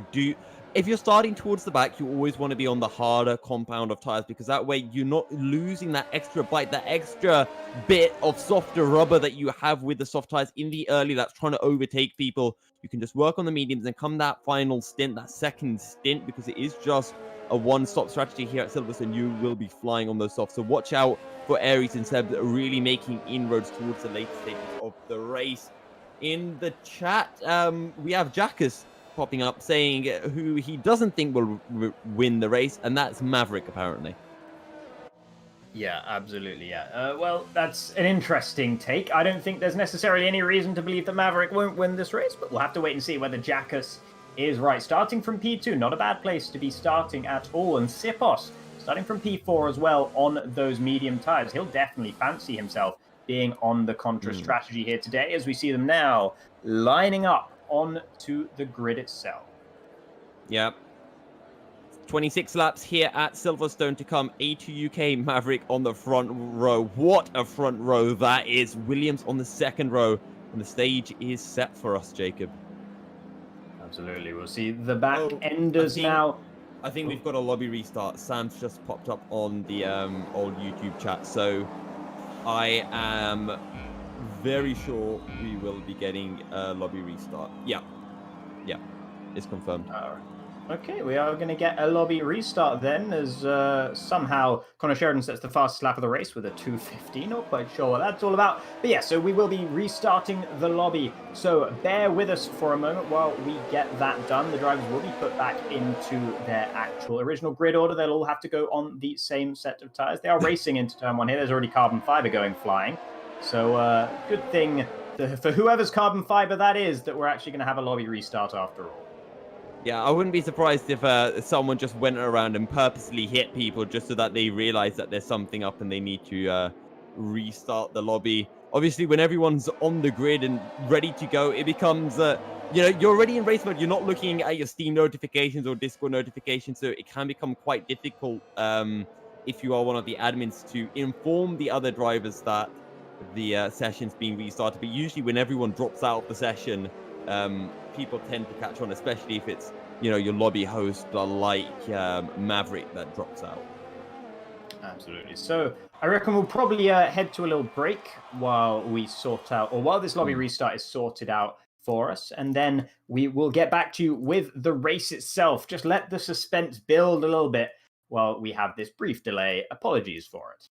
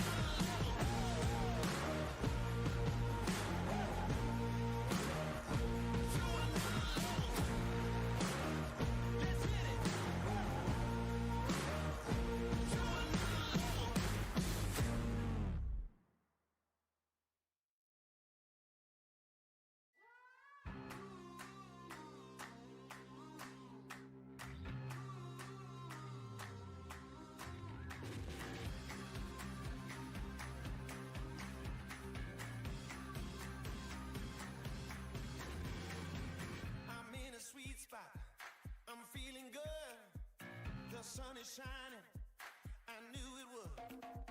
The world's a playground, I'm in the clouds. Let me show you what it's all about. Check it out, I'm gonna light it up, yeah, I'm gonna light it up. Check it out, I'm gonna light it up, yeah, I'm gonna light it up. Just check it out, I'm gonna light it up, yeah, I'm gonna light it up. Let me show you what it's all about. Check it out.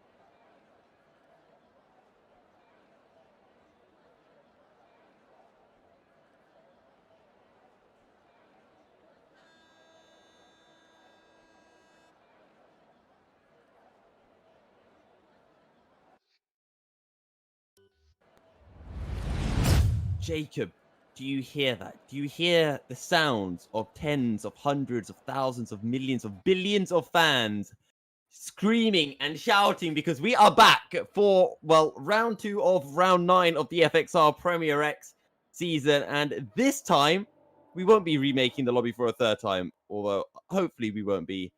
And Jacob, Williams, second row of the grid, the big story heading into the race. Yeah, I did actually. I was about to say, is that the sounds of millions of billions of trillions of fans I hear? I can't quite work out what that is, but yeah, now that you mention it, that's exactly what it is. I couldn't put my finger on it. Thank you. So yeah, A2 UK and welcome. Maverick make up the front row here, which is a little bit of a surprising front row. Both of them race winners, but only one race win apiece so far this season, and that was towards the earlier part of the season before Sipos arrived in the championship and before Iceman became quite the dominant force he has been over the last few races. Apologies for the issues, everybody. We had to have a lobby restart due to all of the drivers not being able to take control of their cars, which, as you might be able to guess, does rather hinder their ability to race. So actually, it looks like, who's that out at the front of the queue? Is that Owen? Owen driving away at the very front? No, it's Aries. It's Aries, okay. Aries he wants his tyres nice and warm. Yeah, but I don't think he realizes that when he gets to the grid, he's going to have to wait for a while. So, Aries leading the formation lap, but the top 4, Jacob, A2, Maverick, Iceman, Sipos, all race winners. The only other race winner is this man here, Aries, if I'm not mistaken. So, well, let's see if we'll have any new drivers taking the top spot of the podium come the end of the race. Ruben, Mahavir, Seb have to be some of your biggest favorites for that to happen. Yeah, I mean, I hate to break it to you, but you are mistaken. Aries has finished no higher than P7. He's finished there twice, but that's the best he's done. So, no, yeah, Aries has not won a race this season. Is it just Elon then? No, it's just A2 UK, Maverick, Iceman, and Sipos, I believe. I'm sure you said in qualifying to me that Aries had won a race. If I did, I meant A2 UK. So, apologies, I said Aries. That was not my intention. I must have misled you. As we are now heading onto the grid for the second time, and hopefully the final time today, the drivers are all lining up. You can see Iceman there, starting P3, his teammate alongside on the yellow-walled medium tyres. What kind of start will Sipos get off the line? It's A2 UK and Maverick at the very front. The lights are coming on, 5 lights on, and they go out very quickly, but not for the drivers. We hold, we wait for them. Long hold here, and now we are indeed underway. Looks like a good start for Maverick, who's already going along to try and challenge A2 UK into turn 1. They're both going to go side by side. A2 UK will hold on around the outside. Sipos has had a slightly slow start. Iceman comfortably up into third and challenging for second as well. Pushing Maverick wide, but he goes into him, and he spins round, and that's the Racing Point who's got into him as well. That's Count Chegwin. Lord Chegwin, of course, I believe. There's someone else off the road at Aries after his optimistic formation lap. So all kinds of carnage through turn 3 there. Connor Sheridan looks like he's stopped in sector 1 as well. We see Kenners and Chegwin going side by side. Kenners getting past his ailing teammate who has that front wing damage, and then immediately picking up some front wing damage of his own by colliding with the rear end of Ruben. That's the Haas of Seb going sliding, falling down the order we expected to see him going up, not down. But back down into P14 he goes. He was challenging for about P10, 11. He'd had a good start, but no longer the case. Meanwhile, back up at the very front, it's A2 UK, Maverick, and Sipos. So much drama on the opening lap, and the big one, Iceman diving down the inside of Maverick, down into the loop, and, well, down into Village, and he just got a bit too eager on the throttle on the exit, spins round, and Count Chegwin nowhere to go, loses a piece of his front wing. So we might be seeing both of the Racing Points and maybe the Williams of Iceman diving into the pits for hard tires to go to the end of the race. VSC is out, and there's one Racing Point diving into the pits, and there's the second, and the Williams as well. So that's Seb, who's going to DNF from this session. He's retired from the session. He'll be taking no further part. Iceman? Enough. There's Iceman with a 5-second stop-go penalty, or 5-second time penalty, sorry, for speeding in the pit lane there. So we're seeing Elon Tusk Kenners, Iceman, Chegwin, and Turix all in the pits. Iceman's onto another set of soft tires as well. Oh no, sorry, he was just last to be into the pits. So he's onto a set of hards instead. He'll have to change his nose. He's going to be right out at the very, very back of the field. And what a disastrous start to this race for our championship leader. And Sipos will be rubbing his hands with glee, no doubt. And don't forget, this is terrible for Racing Point as well. They were second in the Constructors' Championship. This is great for the likes of Alfa Romeo, Ferrari, and AlphaTauri as well. They're really going to be closing in the championship. Look who's up to P7 after starting right at the back. Mahavir Raghunathan. And things are going to be looking quite nicer for the Ferrari driver. Yeah, absolutely. This is exactly the start to the race Mahavir needed. And what's more, he seems to have all of the pieces of carbon fiber remaining on his front wing, all intact, which is something that he's not been able to say about the last couple of races. He's had incident, but to get all the way up to P7 on the opening lap without incident is really, really good stuff from him. Obviously, good racecraft on the opening lap, and now his teammate is looking to harass A2 UK for the lead of this race. Meanwhile, the two Red Bulls further behind also pretty close company between these two. Lernkert surprised us by managing to out-qualify Ruben. I'll talk about that in a moment, though, as Maverick's very, very close behind A2 UK. Close enough to force A2 to go defensive into turn 3. That'll turn into defensive into turn 4 as well, as his line is all wrong. Maverick should get a better exit here through turn 5 and onto the DRS straight where there's no DRS. Oh, sorry, there is DRS at the moment. Maverick going to be chasing him all the way down now to Brooklyn's not close enough to think about a move this time around. And Jacob, I didn't think there was a DRS either, but we're already on lap 3. The first 2 laps have absolutely flown apart. And now Maverick is going to look to fly past A2 UK, but keep an eye on Sipos on those medium tires. He's just going to be waiting, biding his time as Aries goes down the inside of Turix up into P9. The two Red Bulls are also getting pretty close, as here comes Maverick right on the tail over the McLaren down into a Maggots through the left-hander, and that's Ruben down the inside as well up into P4. I don't think Loenkert put up much of a fight against his teammate.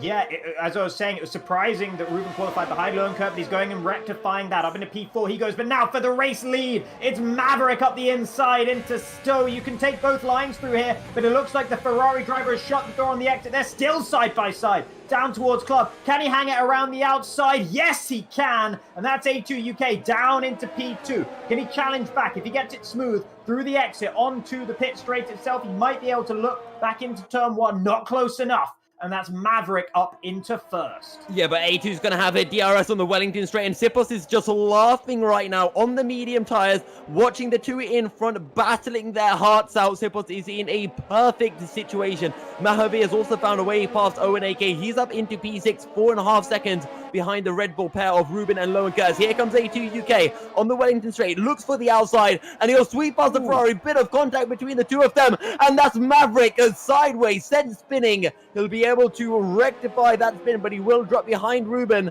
and potentially Loenkert as well. But A2 up into the lead as Sipos behind, and that's going to be one for the stewards to look at the end of the race. Yeah, and that's such a shame for Maverick as well. I had high hopes for him going into this race, but with that incident, it's very unlikely that he'll be able to take the race win now. And it looks like the medium tyres of Sipos are already starting to come online relative to the softs of A2 UK up ahead. The McLaren struggling just a little bit through Maggots and Beckett's, and Sipos really not struggling at all. Really nice and smooth in the Williams. Owens picked up a 3-second time penalty. I'm sure we're going to be seeing those coming thick and fast, so we're going to have to bear those in mind for the end of the race as well. A2 UK running wide through Stowe. Didn't pick up a penalty there though, so I'm not sure if he didn't get a warning or if it's just his first or second warning of the race, but nevertheless Sipos piling on the pressure at the moment in the Williams.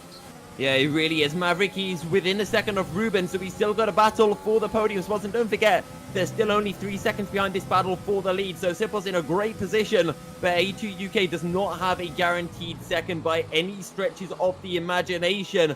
Also, Owen staying with Mahavir. We saw Count Chegwin putting in the fast lap of the race, but Count Chegwin, he's on medium tyres, whereas Iceman and Kenneth, they put on the hard tyres. And Chegwin, due to having to do the double stack with his teammate, he's 9 seconds behind his teammate now.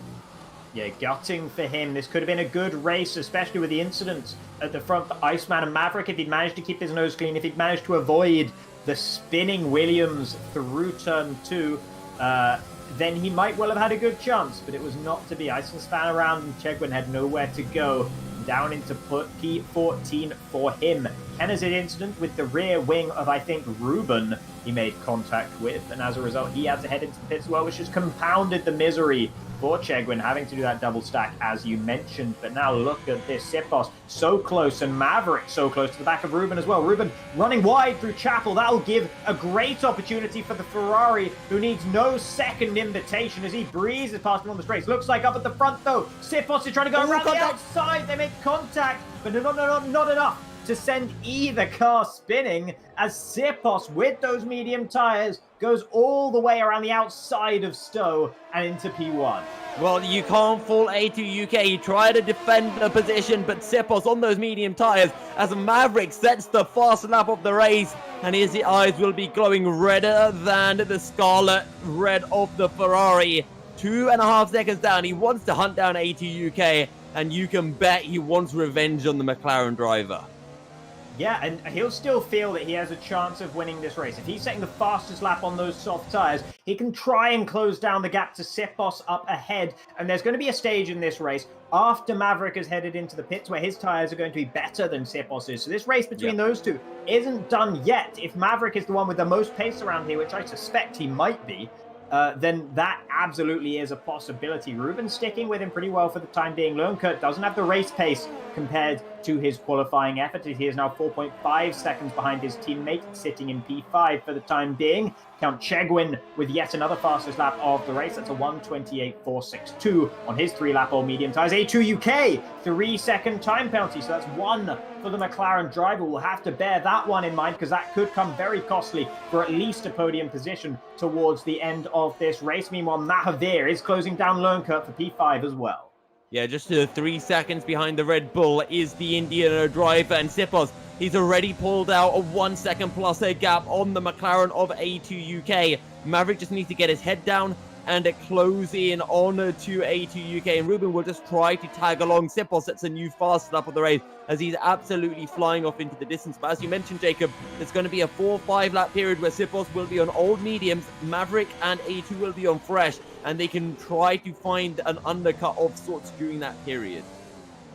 Yeah, and if they can get ahead on track, even if Sipos has some fresher tyres towards the end, they have the hope, the chance of being able to defend from him. Sipos has had trouble with picking up penalties in the past as well. Let's not forget that. Yeah. He's not been the cleanest driver when it comes to track extensions and corner cuts. So there is that opportunity as well. If they can just stick within 3 seconds, maybe 6 seconds. Of course, A2 UK has already slightly thrown that one out the window by picking up a 3-second time penalty of his own, as Ruben has a major moment through Luffield there, having to get well out of the throttle, and that will give Maverick the breathing room he needed to break the DRS to the South African behind.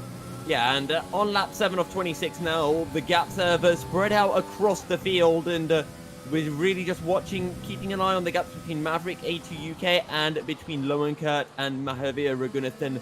2.5 seconds between 5th and 6th place. Don't forget, Mahavir on fresh soft tyres, so he'll be able to go maybe a lap or two longer than the likes of Maverick and A2 UK. So don't count out Maverick for an outside chance of a top 10, as Count Chegwin down the inside of Kenners.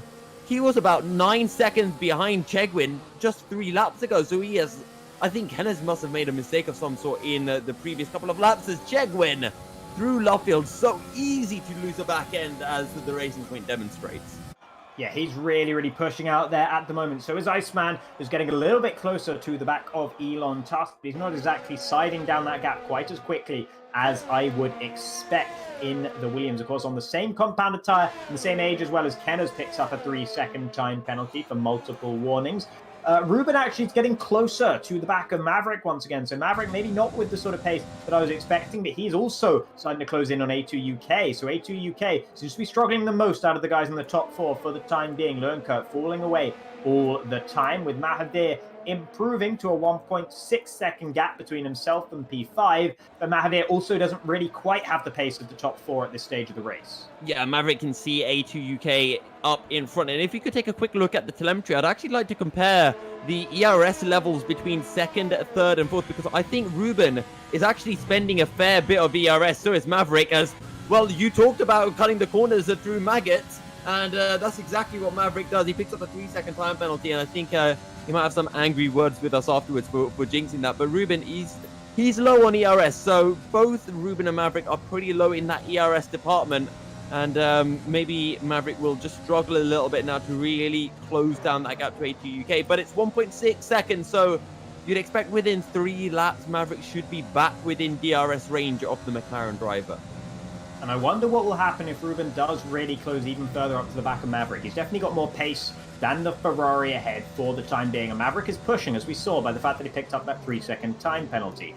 So Ruben, will he play the patient game and just sit in behind Maverick for a while, hold on to his tyres, not risk any incident, not lose time battling? Of course, the pit stop window is coming up pretty shortly for the soft tyre runners, so it might be worth it for Ruben just to stick behind Maverick for the time being. However, every lap he stays behind the Ferrari and is caught up at that Ferrari's pace, he's losing time to A2 UK and, more importantly, to Sipos up in the lead as well. Sipos dropping A2 UK to a 3.5 second gap now, and it absolutely is the Hungarians' race to lose here.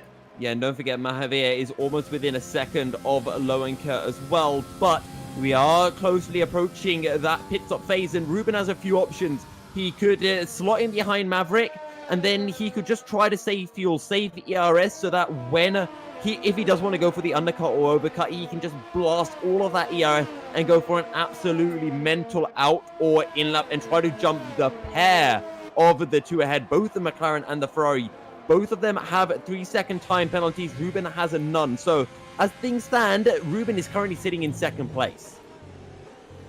Yeah, absolutely. And that's something, the consistency that may well pay off towards the end of this race, as Ruben is the first driver to go for a scheduled pit stop. That was A2 UK struggling out of the final corner there. That might give Maverick an opportunity into turn 3 here, as the McLaren is going to be slow all the way through the flat-out first sector of this lap. But no, not close enough to think about a move this time around. But A2 UK starting to look a little bit shaky in P2 for the time being, and Maverick will absolutely want to reclaim that position. Horyutu currently sitting down in P7, not going to... Oh, he is just about going to get ahead of Ruben. So Ruben's going to filter up behind the Mercedes and the Alpha Tauri of Aries as well.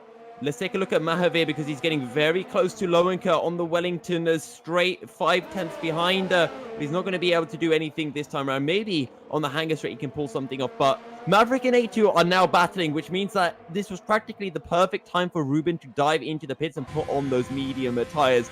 And it's going to be so interesting, because you have to expect A2 or Maverick to jump the gun almost and dive into the pits this time around. Lowenka picks up a 3-second time penalty, so not responding the best to the pressure that the Indian driver is putting on him. Yeah, absolutely. Maverick also so close. Both Ferraris pressuring the drivers ahead. Not close enough to force A2 UK into a mistake this time around. Does think about a move into club, as A2 UK decides he needs to go defensive for that one. Not sure he did need to, but nevertheless, it will do the job of keeping the Ferrari behind. But every time he does that, he's going to lose that little bit more time. Looks like maybe... oh, that's Mahavir. Mahavir's had an issue further back. There's yellows in Sector 3. I think he spun it through Stowe. Not sure if he was side-by-side with Lernko or not, but either way, he's heading into the pits. He's had enough of those soft tyres. He lost about 6 seconds with that incident alone. Well, if you are going to have a spin, that is a perfect place to do it. Hopefully for Mahavir, he doesn't have any front wing damage, but Maverick and A2, they're still battling. They're still costing themselves time. I think when they pit, Ruben's going to be ahead, as that's a very late apex from A2. And Maverick sniffed the chance at diving down the inside into Brooklands, but he has to back out of it in the end. Now, Mahavir, where does he feed out relative to Iceman? He comes out well behind the Macedonian driver. He'll come out not even in P10, P11, and he's going to drop behind Count Chegwin and Owen AK, because they've just made their way up through the start-finish line. So Mahavir, I think he has had a front wing change as well, though, because that is a very, very slow pit stop for the Ferrari driver. Yeah, it's a very, very long pit lane here as well, and a very low pit lane limit speed. So it is more punishing to make extra pit stops around here. And speaking of making extra pit stops, ONAK has gone for a second set of medium tyres in this race. Now, I'm not sure if that's just the graphics giving us the wrong information, but nevertheless, Owen has come into the pits and strapped on a second set of medium tyres. He started the race on one set, so he is going to have to commit to a 2-stop here, as A2 UK and Maverick both heading into the pits. They've also had enough of their soft tyres, going 2 laps longer than Ruben, I believe. 1 lap longer than Mahavir. And yeah, interesting to see what exactly they're going to go on as well.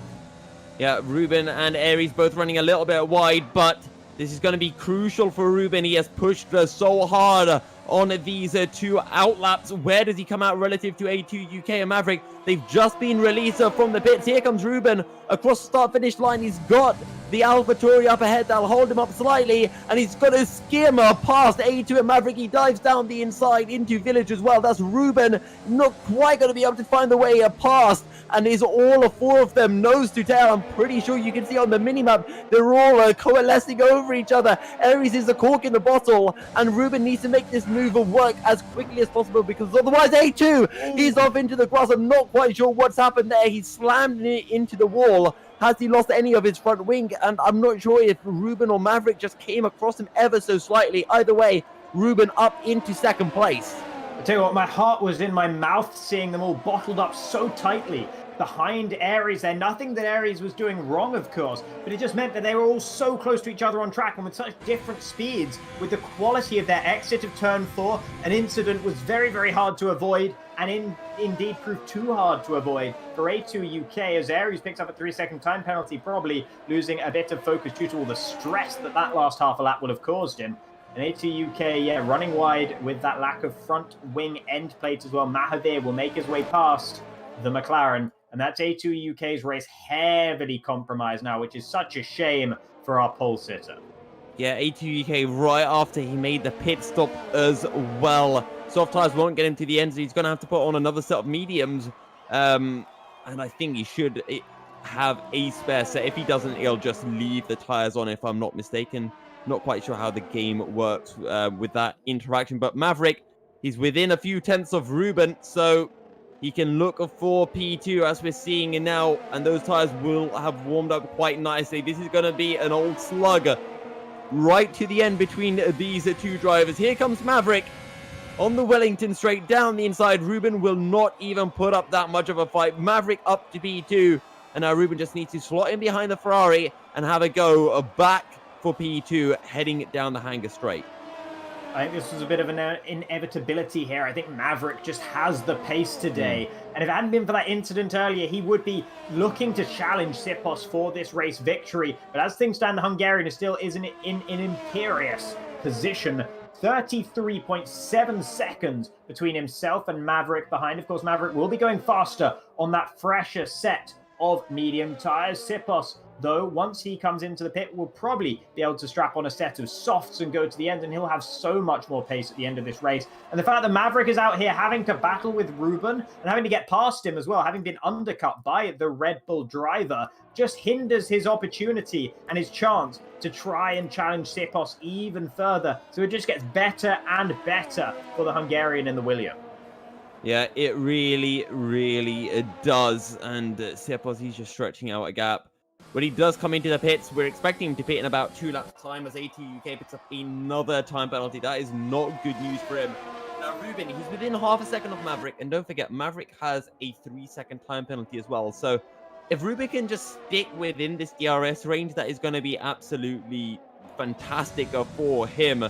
But Iceman, he's 7 seconds behind Aries now. He's a further 4 seconds behind Ruben. He is on those hard tires, and those hard tires have already taken a beating. What some of these drivers really need is a safety car. And we already had a little chat before about safety cars here at Silverstone. Not very likely as A2 gets another 3-second time penalty in the space of about half a minute. Yeah, I think he's probably driving angry at the very back of the field here. The incidents that happened to him, and yeah, there you see him spinning around as well. I think he's just lost his inspiration here. He will retire from the session as well, just as he was getting lapped by the guys he was erstwhile battling for P2 and maybe even P1 in this race with. And it's sad to see his race decline like that. And yeah, not even willing to keep circulating around to try and get those few points that he would have got for P14. So Ruben still close behind Maverick. Maverick not dropping him quite as fast as I would have expected. Neither is Maverick closing down Sipos as fast as I would have expected. It's been over the course of the last lap and a half, he's closed him by about 0.6 of a second. That's not much, and it's nowhere near fast enough if Maverick wants to say anything about Sipos' domination in this race. Yeah, because when Sipos pits and comes out with a fresh set of soft tires, he's going to be going at least half a second quicker. Mahavir, what's happened to the Ferrari driver? He's left the session. Is that just an honest disconnect from Mahavir, or is... I assume, yeah. I mean, he had those issues in Q2, let's not forget, with his lag. So I fear the same thing might be befalling Mahavir right now. Currently sitting down in P10, but he'll be losing so much time as the AI car is so much slower than what Mahavir himself would be able to do. So hopefully he can get back into this session sooner rather than later, as Lernkert now is in a position to try and make a move on Iceman soon. Just about got within DRS, makes a mistake through Luffield, loses the DRS temporarily. He should get it back through Maggots and Beckett's, with his tyres being so much softer and fresher than those 12-lap-old hards that are on Iceman's car. Iceman's done a great job, by the way, to be up in P5 for the time being. If he can take these hards to the very end of the race, he's still looking at a decent points haul, which is bad news for Sipos, because Sipos really needs Iceman to get as few points as possible to have any chance of battling him in the driver's standings. But nevertheless, this is a promising weekend for Sipos. With Iceman having this sort of issue, he'll hope that that sort of issue recurs for the last 3 races of the season as well. Yeah, he will really be hoping for that. He really needs it, but Sipos doing everything he can, and that's all you can ask the Hungarian driver to do. Ruben, though, sticking with Maverick, and the latter has just picked up, or I should say, the latter in speech, the former on circuit, just picked up another 3-second time penalty. That's his second. Ruben still yet to pick up 1 time penalty, as Aries and Elon Tusk, they dive into the pits, and it is soft tires going on to the AlphaTauri's car. Where does he feed out relative to the likes of Horyutu?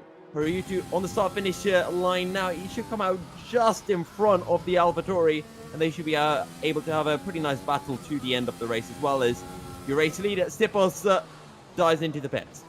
Yeah, finally pitting, but with 15-lap or medium tyres, he's been matching Maverick on pace, and Maverick's tyres are the same compound, but 3 laps old rather than 15. That's an incredible effort from Sipos, considering how fast Maverick has looked here today, and how he was almost on pole. For Sipos to be going toe-to-toe with him, despite the deficit in the age of their tyres, is incredible. So he is driving, he's absolutely on fire out there at the moment. Lernkirt's actually fallen away from Iceman in the last lap, having got up to DRS range of him. I think he's made another mistake. Looks like Aries is battling with Horyutu somewhere out there on circuit. I think they're going to go side by side through Cops further down the order, and I think Aries should make light work of Horyutu in the Mercedes. Through goes the AlphaTauri on that fresh set of soft tyres. Also, another thing to note, Elon Tusk, he had the same thing. He started on those, or didn't start on those hard tyres, but he had to pit for those hard tyres at the end of the first lap. He decided they couldn't make it to the end, and he wanted to go onto a set of softs. Does that mean that Iceman is going to have to pit again, as we see Elon Tusk absolutely breezing past the hard tyre shod Racing Point of Kennons? I don't know. I personally think the hard tires can make it to the end. At most tracks, I think you can eke out enough life to pretty much go 90% race distance on those hard tires. But it'll all come down to how well Iceman has been managing those tires. And to be honest, I think he will go to the end. Elon, though, he wants those soft tires. He wants to go for the likes of a fastest lap as well. But I think he'll be hard-pressed to do that against Sipos, who is on those fresh soft tires, and he's come out 4 seconds ahead of Maverick and Ruben. Yeah, so with a 4-lap undercut and a huge tyre age difference, Maverick has managed to cut down the gap to Sipos by about a second and nothing more. So that is once again testament to how well Sipos has been driving, as Lernkert picks up a 3-second time penalty. Not usual that we see him picking up too many penalties. Looks like someone's actually had a spin through Magnus and Beckers. That might be Lernkert himself. He's fallen well away from Iceman, and now might be falling into the grasp of Count Chegwin behind, but Chegwin will have to pit again, so Lernkert doesn't have to worry too much about that one. Here we see the still ghosted car of Mahavir Raghunathan. He has not managed to get back into the session yet, and his race is just going down the drain here, which is so sad to see, because this time he kept his nose clean. He was doing everything right. His pace was looking all right, to say the least, and now it's something else that prevents him from having a good finish in Formula X once again. Yeah, and Mahavir was looking to have a decent run. There was contact. He recovered from that well. And don't forget, he was literally neck and neck with Lernkert. So even after that incident, I think he'd still be battling around, Count Chegwin and Owen AK for some good points. And speaking of Count Chegwin, he's really closing in on Lowenka, but with very old medium tires, I reckon he's going to be pitting. I don't think those mediums get to the end for Count Chegwin. No, they absolutely do not get to the end, unless I'm very, very much mistaken indeed. And interesting, though, that Count Chegwin is closing up to the back of Lowenka. Lowenka obviously had that spin, so his tires might be a little bit hot right now. But nevertheless, with the age difference, Lowenka should be able to gap Lord Chegwin consistently here, and he's just not doing it at the moment. Lowenka was challenging the back of Iceman not that many laps ago, had that incident through this very part of the track we just went through there, as Sipos goes and sets the fastest lap of the race, looking to claim any extra points he can get over his teammate Iceman in the battle for P1 in the championship. But he's going to need rather a lot of fastest laps to close down that particular gap. But yeah, Chegwin absolutely is just faster than Lowenka right now. And maybe that's just a testament to how well these medium tires are hanging on around. The mediums are great race tires, and to be honest, I think Chegwin, he's going to try to go to the end. I don't think it's the best idea, but he's going to be absolutely struggling from, I'd say, about lap 23 to the end of the race. He's going to be having an absolute nightmare with those medium tires, but that means that he needs to get the move on Lowenka done snappy, or maybe he'll just try to save up as much ERS as he can behind the Red Bull. Here we go, though, down the Wellington Straight. Could have a look for the inside down into Brooklands, but he's too far back this time round. Yeah, he's not saving ERS right now, I can tell you that much for free, as he's very much looking to harass the rear end of that Red Bull. The Dutchman in P5 at the moment. Lowenka having a very, very good race by his standards, but now with a mistake on the exit of Luffield, that's the opportunity. And no, Lord Chegwin taking the apex away from Lowenka, sending the Dutchman into the gravel. He will recover, but he's going to lose so much more time now. And we had the exact same incident we were discussing before we came live as well, Aladar. The incident between Elon Tusk and Ruben back at Austria, and that looks like an exact carbon copy of that incident between the two drivers, but this time into Copse rather than turn 1 at Austria. Yeah, it should be easier to run side by side through Copse, though, than it is to run through turn 1 in Austria. That corner tightens through the middle, and it's really, really tough. Here we see Elon Tusk getting comfortably past the Mercedes Horiutsu down the straight as he's on those fresh, soft tyres and really setting the pace out there at the moment along with Sipos. He'll be looking to close down Aries, who he has just a sniff of taking P8 away from, and then Lowenkert as well now in P7, considering all the issues he's been having in the Red Bull. Yeah, and well, we'll see what Lowenker can do. That's his second spin on those medium tyres, and you know, sure, you can point a finger at Lord Chegwin for that incident, and I mean, I've only seen the incident once, but I do think that was Lord Chegwin's fault at first glance. But if he hadn't made that initial mistake earlier on, he wouldn't have been in that situation. And now 2.5 seconds behind Owen AK. These two can have a good old scrap for P6.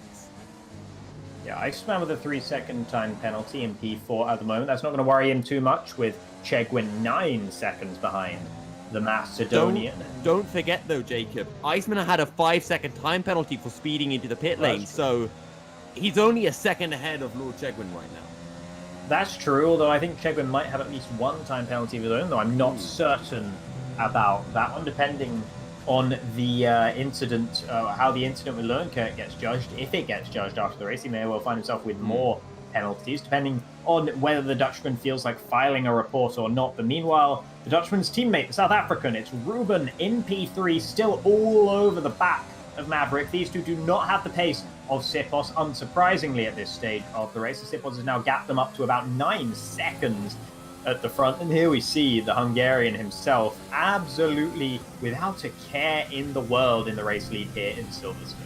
Yeah, and we also just see on our timing screen Chegwin into the pits, so he's had enough of those mediums. He's going to put on a set of softs. He should be able to get the fast lap, and Sipos, there's the corner cut through Maggots. I'm actually really baffled at how many we've seen. I know you predicted it, Jacob, but I did not see this much. I mean, while the first part of Maggots and Beckett's is flat, it's so you need to be exactly on the right line to set yourself up for the part where it's no longer flat. And to get yourself on the right line, it's so easy just to cheat a little bit on the curbs and then cheat maybe a little bit more the next lap as well. And then before you know it, you're cutting the corner and you have to dial it back again. And that's the sort of mistakes we're seeing drivers making. Even the likes of Sipos, probably the best driver in the field today, still making that kind of mistake. And he's obviously still pushing fairly hard out there at the front, as he is gapping them up to 9 seconds and still making that kind of mistake. So he's not actually just resting out there at the front. But now look at this train forming behind Owen AK, who was able to get past Lernkert as a result of the Red Bull spinning into the gravel after his contact with Chegwin. But now Lernkert actually closed up to the back of Owen AK, the Norwegian, currently in P5, which is definitely higher than I thought he was going to be running at this stage of the race based on qualifying.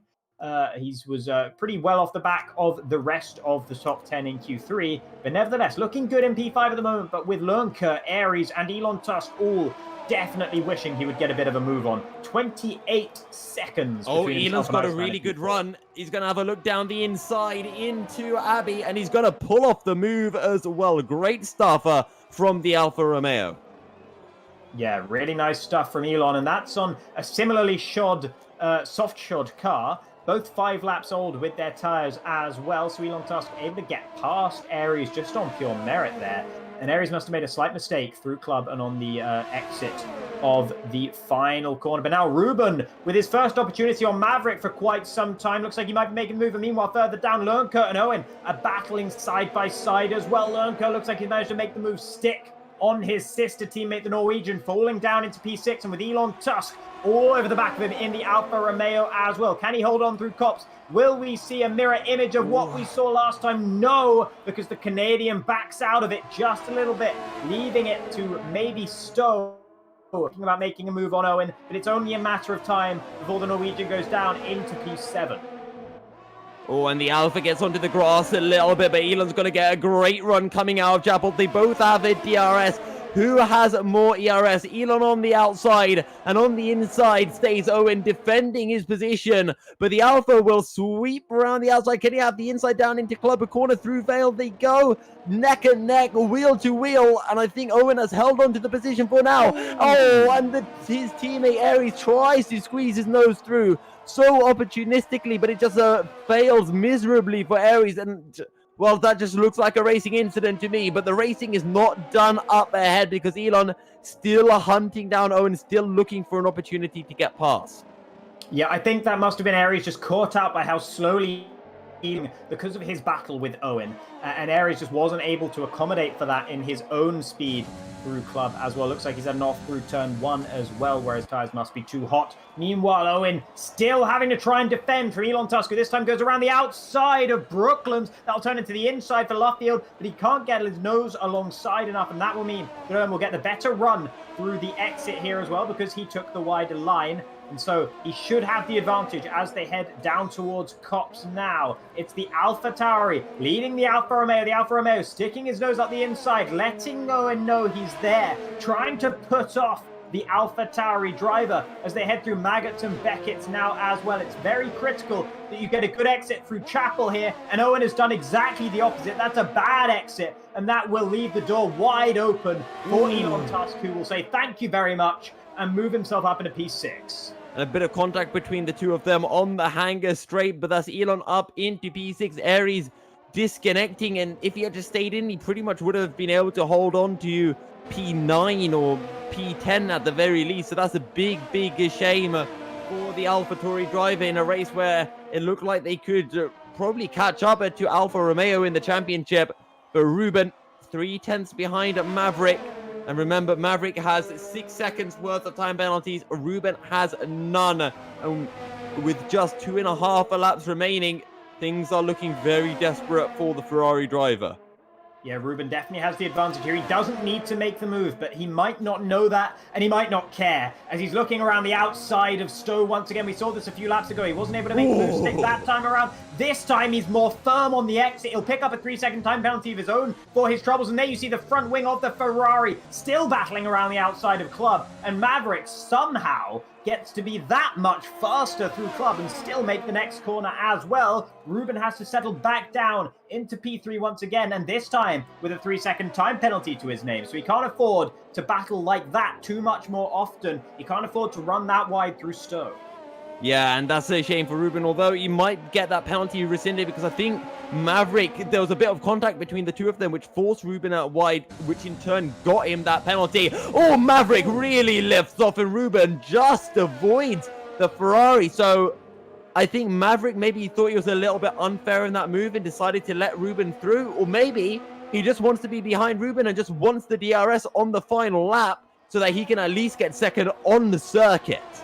That's a brave move, considering he's been able to keep Ruben behind. Of course, he might not know that he has more penalties than Ruben, but he might know as well. And that might be part of the reason why he let him pass. Maybe he's concerned about Iceman behind. Of course, he doesn't have enough penalties to really be worried about that one. Maybe it's just every little helps, losing time battling here with Ruben. But Ruben, really sluggish through Chapel, running wide over the dirt, and that will give Maverick the position back for free. So while Maverick actually just let Ruben through, Ruben basically did the same thing, but involuntarily through Chapel, and Maverick's back up into P2 in the Ferrari, but still with 3 extra seconds of time penalty, as now Sipos has entered the final lap of this race. Yeah, but look ahead of this battle because that's Turix is going to be getting a lap, and he's crucially going to give a DRS to Maverick, which is really going to put a massive thorn in Ruben's chance to take P2 on a circuit. Anyway, Elon also closing in onto Lowenkirk. We've got a couple of battles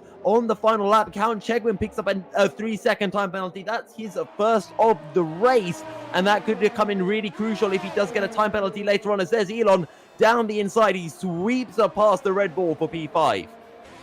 Yeah, so Elon getting the move done for P5. We'll have to wait and see how that shapes out with penalties between Elon and Lowenkirk. Lowenkirk still doing well to hang on to P6 at the moment, but does have at least 1 time penalty to his name. Now Ruben and Maverick still battling out here, but Maverick looks like he's been able to build a significant amount of a gap through the first sector and the first half of the second sector to the Red Bull behind. Can Ruben get Maggots and Beckett's nailed? You can gain so much time on the composition here, but with the dirty air, it's that much harder. Looks like he gets a slightly better run than Maverick, but not by much. I don't think he's going to be close enough into Stowe, but he will do everything he can with the ERS, with the DRS wide open as well, but he's not going to be close enough. And meanwhile, up at the very front, across the line, it's Sipos. 12.5 seconds ahead of the rest of the field. What a drive from the Hungarian. Ruben not close enough this time into club either. And Maverick will hold on to P2 on the road. That'll get taken away because of penalties. So Ruben takes P2. He'll take the second step of the podium. Maverick will be comfortably in P3 because Iceman is 10.5 seconds down the road and has penalties of his own as well. Now, a further 33 seconds back to Elon Tusk, who has been able to make the move on Lowenkirk, of course. We saw that last lap. He's now starting to gap the Red Bull behind, but depending on the penalties, it might not be enough of a gap. We'll have to wait and see as he heads through the final sector now. Lowenkirk has 6 seconds worth of time penalties, and from my notes, Elon Tusk only has a 3, so he should be able to have this in the bag. In fact, Lowenkirk might drop behind Count Chegwin. That's, of course, before any potential penalties come into play. So there's Lowenkirk. Elon Tusk, Chegwin does indeed jump ahead of the Red Bull, as does Owen as well. So not the best for the Red Bulls. It could have been so much better if Lowenkirk didn't have those penalties.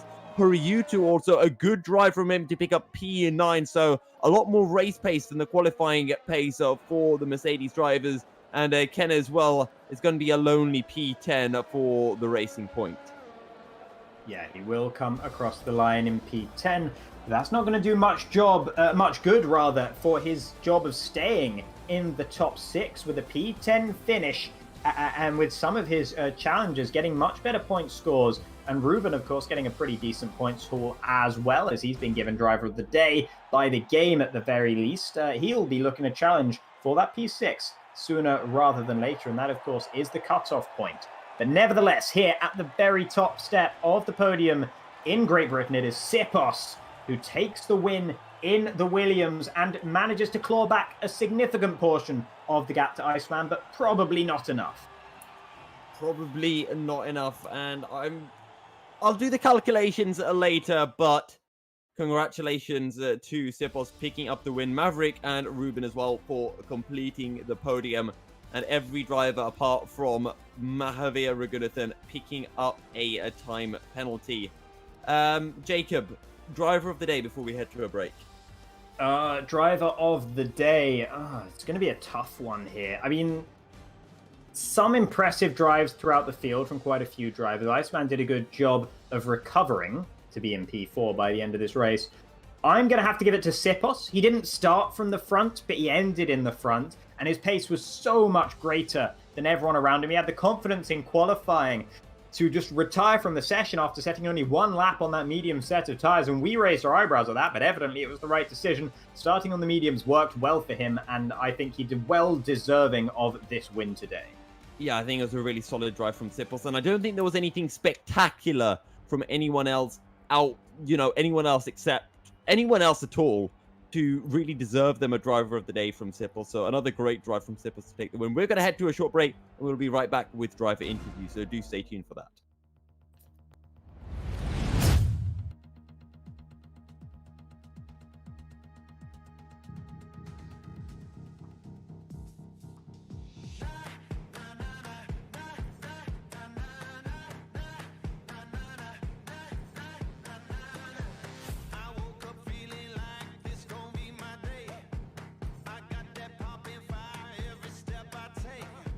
Living that wild life, not stopping out nowhere.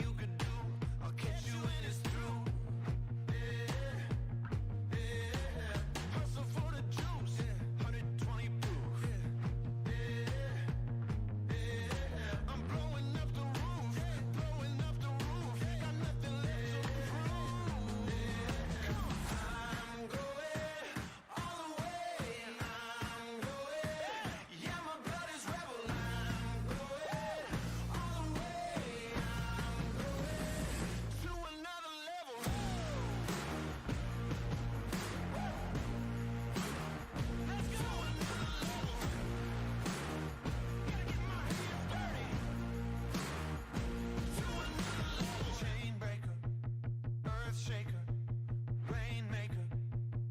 Yeah, another level. Chain breaker, earth shaker, rainmaker. Yeah, another level. Chain breaker, earth shaker, rainmaker. Yeah, another level. Chain breaker, earth shaker, rainmaker. Oh, to another level. I'm going all the way. I'm going. Yeah, my blood is rebel. I'm going all the way. I'm going to another level.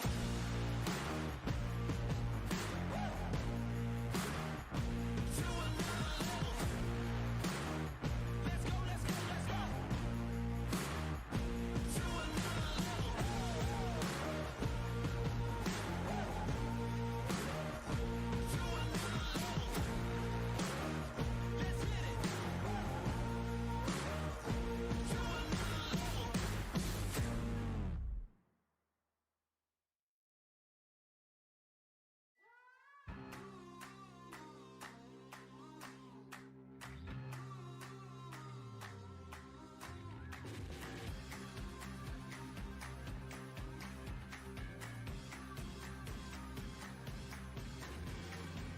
I'm in a sweet spot. I'm feeling good. The sun is shining. I knew it would. Welcome back, ladies and gentlemen, to the FXR stream for our post-race interviews. Joining us, we have P2 man Ruben, P3 man Maverick, and possibly P4 man Iceman if he can sort out some mic issues that he's having. So let's get right on with our P2 man Ruben. Ruben, a really good second half of the race, it seems. You really clawed up. You close in on to Maverick, and yeah, P2 in the end with a great battle in those final few laps. How does it feel? Yeah, well, I was sort of struggling at the first half of the race in qualifying since I've got my new Fanatec wheel this week and I'm still figuring out all of the chinks. You probably saw in qualifying for the Q1 and Q2, I was just driving around slowly trying to figure out a few things in the wheel. But once I got the hang of it in the second half of the race, it was actually quite easy to hang behind Maverick since he had damage, he says. But I was just managing my tires, staying behind them. I wasn't using ERS and just buying my time behind them for a assault on the last few laps, which didn't work out. But I was trying. Yeah, it got really close between you two at the end. A late dodge as well on one of the straights as Maverick's controller disconnected, we were told. How quick did your reactions have to be for that? I nearly had a heart attack when that happened. I was just driving on the straights behind him, and I was sort of drifting away as you do on the straights. And next thing, he just stops in the middle of the road, and I actually have it recorded. I'll send it to you this week. But it was the scariest moment of my life. Well, so was that your first race then with the Fanatic wheel? I did a charity race last night with ARC, but it was just casual. I spun like 5 times with the new wheel and all. It's getting there, you know. It's getting there.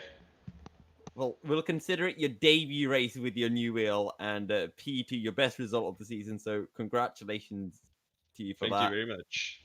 Moving to Maverick. Maverick, do you have any proof of any sort that your controller disconnected and you weren't just brake checking Ruben? I mean, if I were brake checking him, I'd do it a little bit more obvious than that. I didn't come to a I would have stopped on the track and made him go over the top of me. However, it was just one of those races for me where it started off okay, went bad. I got jinxed by the commentators, which was not fantastic. It went from bad to worse to then just nothing. But I mean, it's a podium. It'll do. It just seems to be where I finished P3, other than the win in Bahrain, and then yeah, it's not a great race. And of course, there was that contact between yourself and A2. Could you talk us through the incident?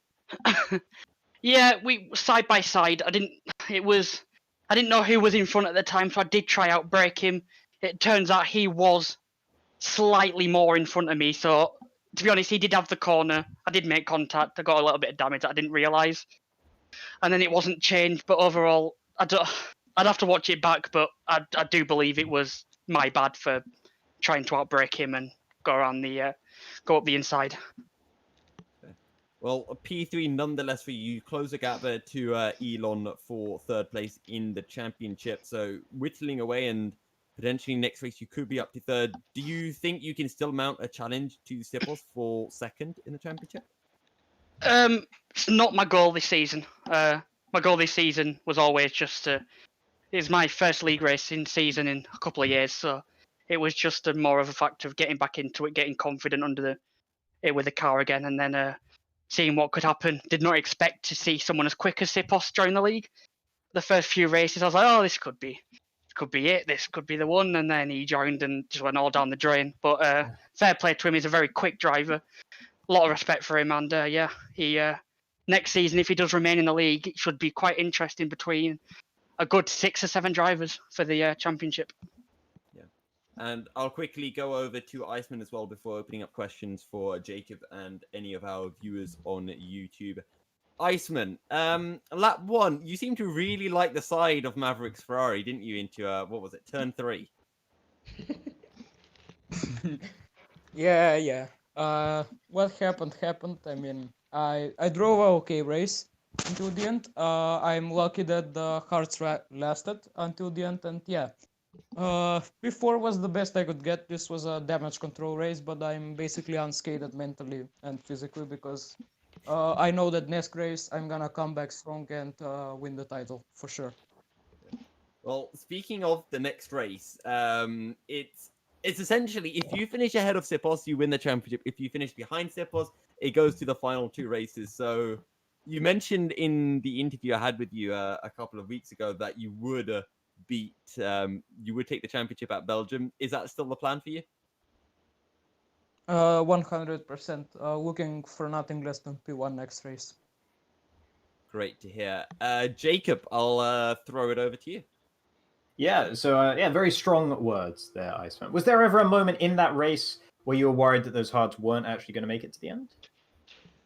No, not a lot, but I expected a big drop-off in pace, and that didn't happen. So yeah, I think Silverstone is a track where tires are genuinely okay, unlike real life.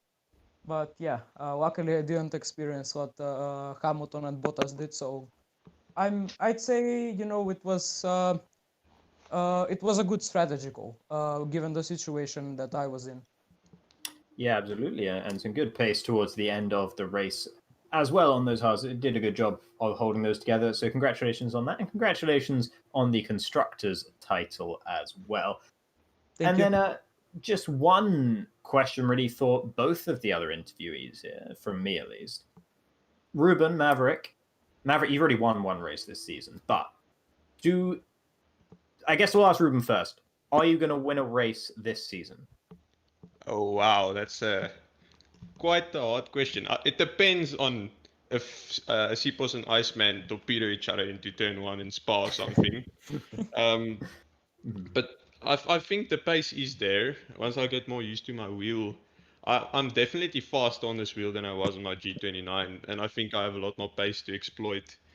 But anything can happen, as we saw in Canada and Austria. So it's a let's see is my answer.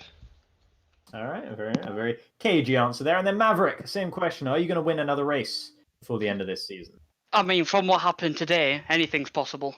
At one point in the race, we could have had 3 potential winners. So it's about staying clean. Now Ruben's got his new wheel and he's showing promising pace. It would not surprise to see him on the podium more often and getting race wins. And I just need to remain as quick as I am currently because it's obviously working. So yeah, just remaining calm in the situations where I'm side by side with people, so things like that don't happen. And should work out a lot better next time. All right. Well, as far as I'm concerned, that's all the questions I have to ask. So back to you, Yousuf. Well, I'm just checking YouTube. We don't have any questions from any members of our audience. So I guess congratulations to Sipos, who isn't here on the win. And thank you, Maverick, Iceman, and Ruben for joining us for these interviews. And we'll see you all next week for the Belgian Grand Prix. Thanks, guys. Right, Jacob. Championship on the line for Belgium. Things are going to be spicy. I know Iceman's still in the call, so we can flame him directly. Do you think he's going to take the championship next round? Do I think he's going to take the championship? I'm not sure what the mathematics is for that. I don't know where he would have to finish to not take the championship, but I expect it's pretty low down. Even if so, if Sipos wins, then where would he have to finish? Is the real question. Because coming into this race, it was like 120 point gap, and with Iceman finishing P4, the gap drops down by about 20 points roughly. So I think Sipos got fastest lap, so the gap is now pretty much 100 points dead on. Okay.